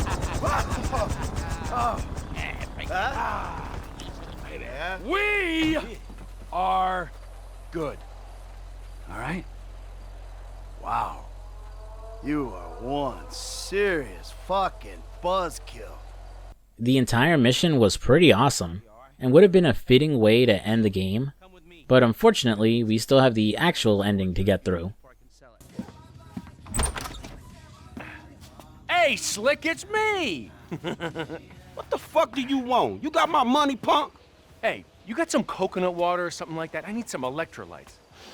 Damn, it's kind of warm, isn't it? Man, you got a death wish or something. Am I supposed to kill you now? Oh, no, bro. Not me. Devin Weston, still butthurt about Michael screwing up his insurance scheme, approaches Franklin at his home and asks Franklin to kill him. We're now presented with 3 options for the final mission and ending of the game. Bad ending 1, kill Trevor for Steve Haynes. Bad ending 2, kill Michael for Devin Weston. Or the good ending, team up with Michael and Trevor to kill all their enemies. I'm not even going to go over the first 2 options, because they're both incredibly stupid and make no sense. Like, why would Franklin just betray either of his friends? Especially on the orders of 2 assholes that have been screwing them over the entire game. They don't even try to intimidate him or use leverage against him like kidnapping Tanisha or Lamar or something. There's legit no reason he would ever go along with what they say. Not only that, but why would either of these assholes ask Franklin to do it in the first place? They've screwed him over just as often as the other 2. He'd clearly have more loyalty to his friends. If they wanted Michael or Trevor out of the way, why not get someone else to do it, instead of risking Franklin warning his friends? You could argue it's because of their own arrogance and self-importance, that they think they're untouchable, too stupid to think that Franklin could think for himself, but they should really know better after everything that's happened. It feels incredibly tacked on, like late in development they came up with an idea for multiple endings, but couldn't be bothered to put in the work for it to make sense. The fact that they label the endings, kill Trevor or kill Michael, just about every player is going to choose the third option, seeing as picking the bad endings will lock you out of using one character, and having his friends and family hate Franklin, no one would willingly choose it outside of seeing what happens. Needless to say, I chose the good ending, but the following scene also doesn't make a lot of sense. Instead of calling up Michael and Trevor to let them know they have green lights on them, Franklin, for some reason, calls up Lester instead and heads over to his place. He fills Lester in on what's happening, and the old guy acts like the kid is trapped, suggesting he kill Michael and then kill Trevor. Lester, the guy who had us assassinate CEOs of huge companies, planned out these elaborate heists, is a hacking god, can't see a way of dealing with Steve Haynes or Devin Weston. You could argue Steve is untouchable because he's part of the FIB, but that's bullshit, because there's tons of evidence of his corruption, and more importantly, Agent Sanchez was a double agent who exposed everything he had done. That evidence didn't just disappear because the guy ate a bullet through the face. Never mind the fact a SWAT team was mobilized to take Haynes. Someone higher up would have had to have seen the evidence and approved mobilization. That evidence doesn't just vanish even if the whole squad that was sent out got killed. Devin Weston, on the other hand, had zero excuse for why the guys couldn't go after him. He isn't a politician or working for the government or a made man. He's just some rich asshole. Again, the type of person we've been killing all game for Lester. You're gonna tell me that he's untouchable because he has Merryweather to protect him? The guys we've been fucking with all game? The guy's too incompetent to kill an unarmed woman and her daughter?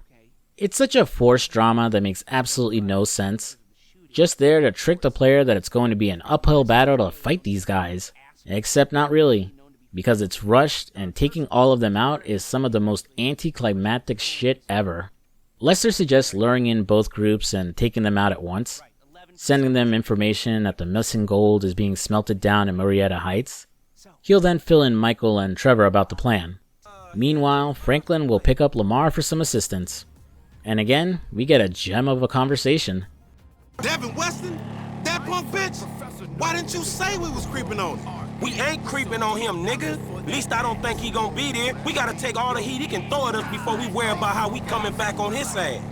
But you is coming back, right? Oh, hell yeah, we creeping on that fool. Oh, so you ain't the mercurial motherfucker you frontin' as, huh? Man, I'm just trying to make something out of myself, dawg. That don't change who my homies are, nigga. It don't change my family. Shit, nigga, you getting me all emotional now. Nigga might have to stop me from sucking your dick, nigga. Oh, please, nigga, fuck off. Reminder, Lamar is still the best side character in the game. Honestly, it's a damn shame we didn't get to bring him in on the big heist. As while he's a total idiot, he's got heart. Also, I probably wouldn't have had to pay him a big share either. Hitting up the smelting plant, Michael and Trevor are still at each other's throats. But they drop their bullshit once the plant comes under attack. Cue a long shooting segment where you're switching through our three leads as an almost endless wave of Noose and Merryweather goons storm the place, with Franklin heading outside to back up Lamar, while Michael and Trevor fight inside. Eventually winning, the three leads regroup outside and just casually start listing off the assholes who want them dead and need to be taken care of. So outside of the obvious Steve Haynes and Devin Weston, we got Wei Cheng, the triad guy who kidnapped Michael and tried to kill Trevor, and has barely any plot relevance. And of course, Stretch, which, while yeah, he needs to go down for what he did to Lamar, he doesn't feel anywhere on the same threat level as the other three. Calling up Lester, he'll give us the location of all our targets. Our leads each tasked with taking one out. Franklin will head out and kill Wei Cheng.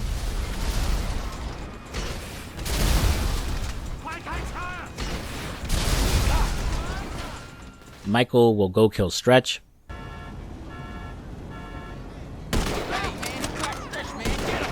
And Trevor will go kill Steve Haynes. Oh my God! Guy! What's his name? He shot him! Then infiltrate Devin Weston's estate, take out his bodyguards, and toss his ass into the back of a car. Driving out to meet the guys, we'll bond together one last time as we kill Devin Weston together. I assume you got him? Ooh, safe and sound. Ain't that right, buddy? Hey, my bad, homie. I picked C. Ain't that a bitch? You know, Devin, the way I see it, and hey, I'm no intelligent businessman like you, but the way I see it, there's two great evils that bedevil American capitalism of the type that you practice. Number one is outsourcing. You paid a private company to do your dirty work for you, and then you underpaid that company because you thought you were big enough and bad enough that you didn't have to play by the rules. Oh, number two, offshoring your profits. Offshore? Oh, it's horrible. You wouldn't want to be sent offshore just to save a little money, would you, T? No, Franklin? I wouldn't.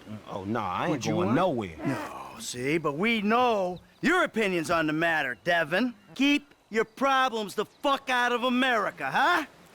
In this instance, when he puts it like that, it makes sense. Of course it does. Hey, Devin. Goodbye, my old friend. Thanks for all the advice. Bye-bye.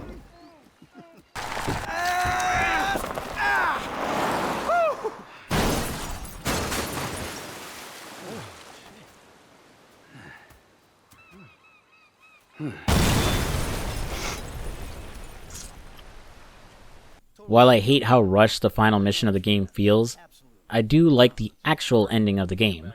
Watching as our leads, now free and no longer worried about looking over their shoulders, saying goodbye to each other, and going their separate ways. Jesus, your therapist has a lot to answer for. I know, I still hate myself. But hey, at least I know the words for it now. Yeah, but I hate you, and I know the words for it. So does that mean I don't have to go to therapy? Look, man, you two motherfuckers terrify me of that middle age. I'm good. You're right to be afraid, Franklin. Yeah. Be very afraid, Franklin.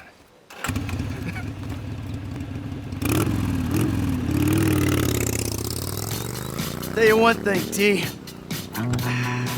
I'm getting too old for this nonsense. Oh.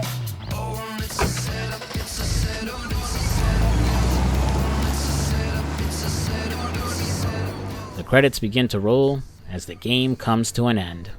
Well, not quite, as we have one post-ending mission to go through.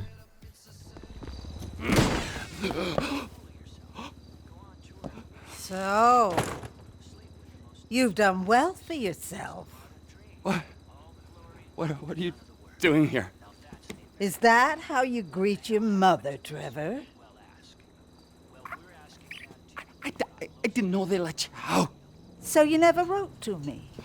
You never visited? Well, I bet you never found a girl.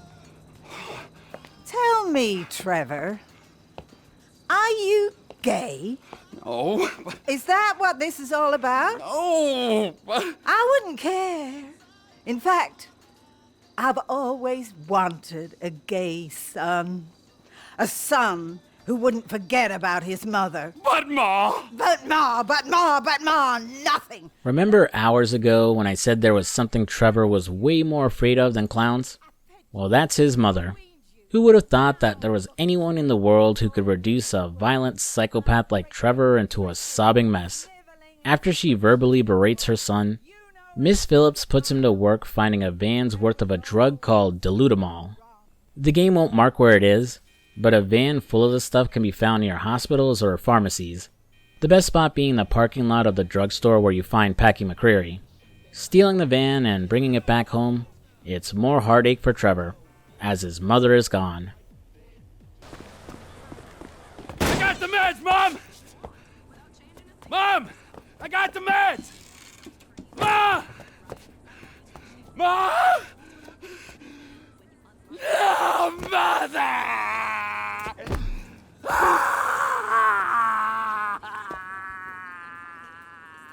Poor Trevor. First Patricia, then Mary Ann, and now his mom. All the women in his life just keep leaving him. That's assuming his mom was actually really there, and she wasn't some sort of hallucination. Is that ever confirmed anywhere? And with that, Grand Theft Auto 5 comes to an end. Our leads will get their payouts from the last job, receiving several $1 million each. That can be multiplied even more if you save the assassination missions till the end. So, it's been a very, very long journey here, but what did I think of Grand Theft Auto 5? Well, I certainly had a good time playing it this time around. I've come to accept that my initial negative impressions of the game was a combination of hype backlash and walking in with the wrong expectations. The fact of the matter is, I wanted this game to be San Andreas 2.0, to bring back everything that game did and do it even better. If you made it this far, you know that isn't the case. While it did bring a lot of elements that were missing from GTA 4, there was still quite a lot missing from San Andreas, like the extra cities for example. And you know, that's okay. Grand Theft Auto 5, despite sharing the same setting of San Andreas, wasn't trying to be that game again. Like every GTA game, it was trying to carve out its own identity and to do things its own way, succeeding in some places, but painfully coming short in others. While I overall have a much better opinion of the game, it is far, far from perfect, and has some very glaring issues. Its biggest being the main story and its villains. Out of all the GTA games I've played for the channel, this is easily the most underwhelming campaign. First is its overall tone. I think it leans too hard into social commentary, criticizing everything about early 2010s culture and capitalism, but never really saying anything particularly insightful. This ends up making most characters feel one note, embodying some trope that's being satirized but not being very deep. The structures of the missions feel uneven. You'll have several slow and often uneventful story missions strung back to back, till finally we get to the high of doing a big heist, until it plummets back down and gives us slow missions again. Not to mention the fact there's a lot of shorter missions too.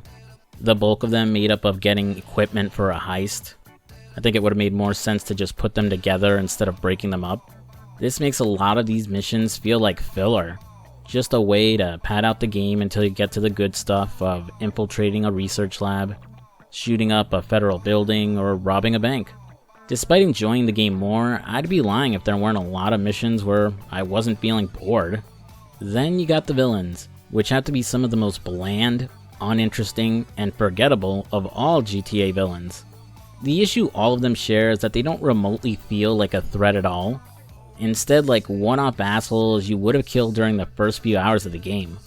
None of them compare to someone like Big Smoke or Tenpenny from San Andreas, or Martinez from Vice City Stories, antagonists who are butting heads with our leads from the very beginning of the game, commanding your attention when they're on screen and actually backing up all the shit they talk.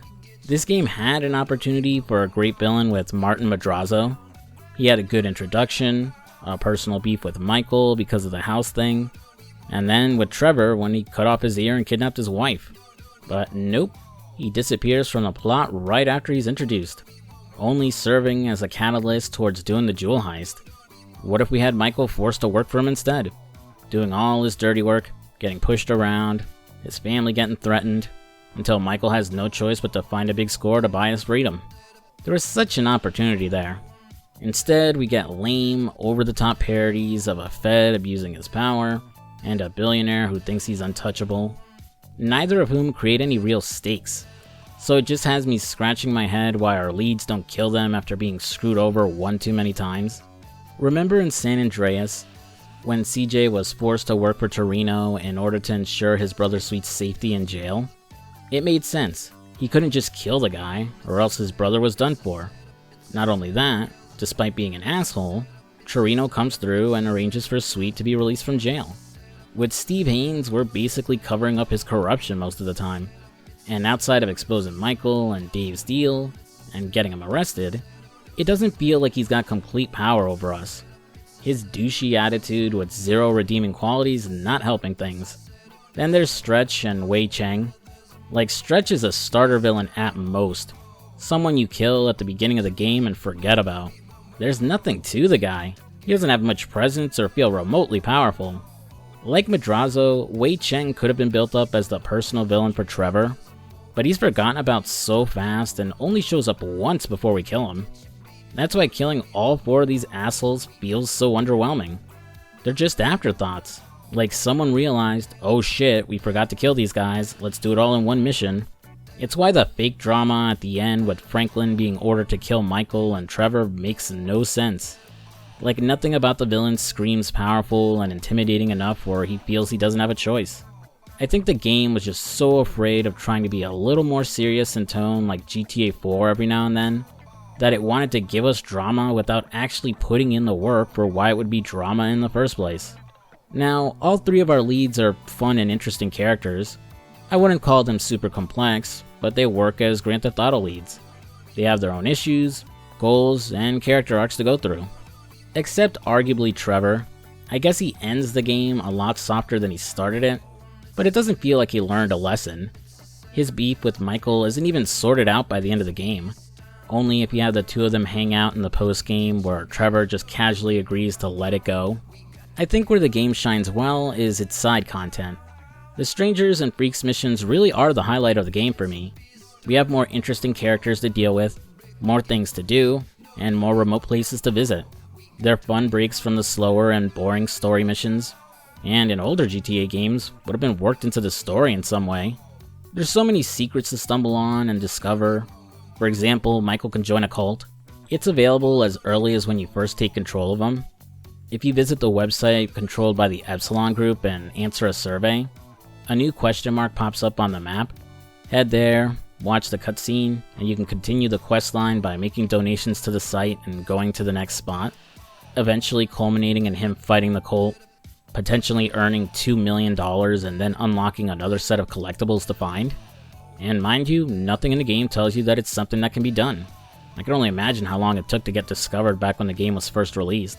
And then there's the final Strangers and Freaks mission you can unlock for reaching 100% completion, which is one big callback to the whole Bigfoot myth from San Andreas. You can collect pieces of paper in order to solve the mystery of some woman's murder, and can even end up seeing her ghost. It's this stuff, the fun side content that wouldn't make sense or gel well with the more grounded main story, that made playing GTA 5 a better experience for me. Exploring the map feels rewarding. There's tons of side content to keep you from feeling bored. It's just a damn shame the single player experience couldn't measure up. It's this underwhelming experience with the game story that's actually got me more invested in checking out GTA Online, and its various content updates. No promises I'll do a video on it though, as that would be such a massive undertaking, and probably longer than this video. To sum up my thoughts, Grand Theft Auto 5 is a much better game than I gave it credit for, with some great main characters, fun heists, and amazing side content. However, its campaign delivers an underwhelming experience with slow and sometimes repetitive story missions, terrible villains, and a so-so ending. So while this playthrough has softened my feelings toward the game, I'm still not crazy about it, and I would pick any other game in the series to replay casually over this one. It's really too bad we never got any single-player DLC. Like GTA 4 before it would have been a great way to fix the issues and give players more to do in this world. Give our 3 leads new stories and missions to do, have them interact with more interesting characters, or even give them a villain worth taking down. I know close to nothing about GTA Online's various storylines, but I do know that Franklin shows up, and I think Trevor gives out some contract missions, but it doesn't really cut it for those like myself who only care about the single player story. All I can hope is that the next Grand Theft Auto game can learn from the mistakes of this one, not be afraid to be a little more serious every once in a while, and hopefully not abandon players who want a single player experience. I'm going to skip my usual outro, as this video ended up being much longer than I expected, and I'm really tired. I wanted to be as fair and as thorough as I could with Grand Theft Auto 5, and not just blindly dismiss it as bad because I don't like it as much as 4 or San Andreas. Then I kept rewriting and added more to it as I was editing it, and here we are almost 4 hours later, going to do a short little channel update video to celebrate the channel's 3rd birthday. That should be out in a few days after this video debuts. It's nothing major, but fun way to kind of catch up and just talk about things that I'm currently doing. If you made it this far, thanks for watching. I'm FuzzySlippers, and I'll see you later. Peace.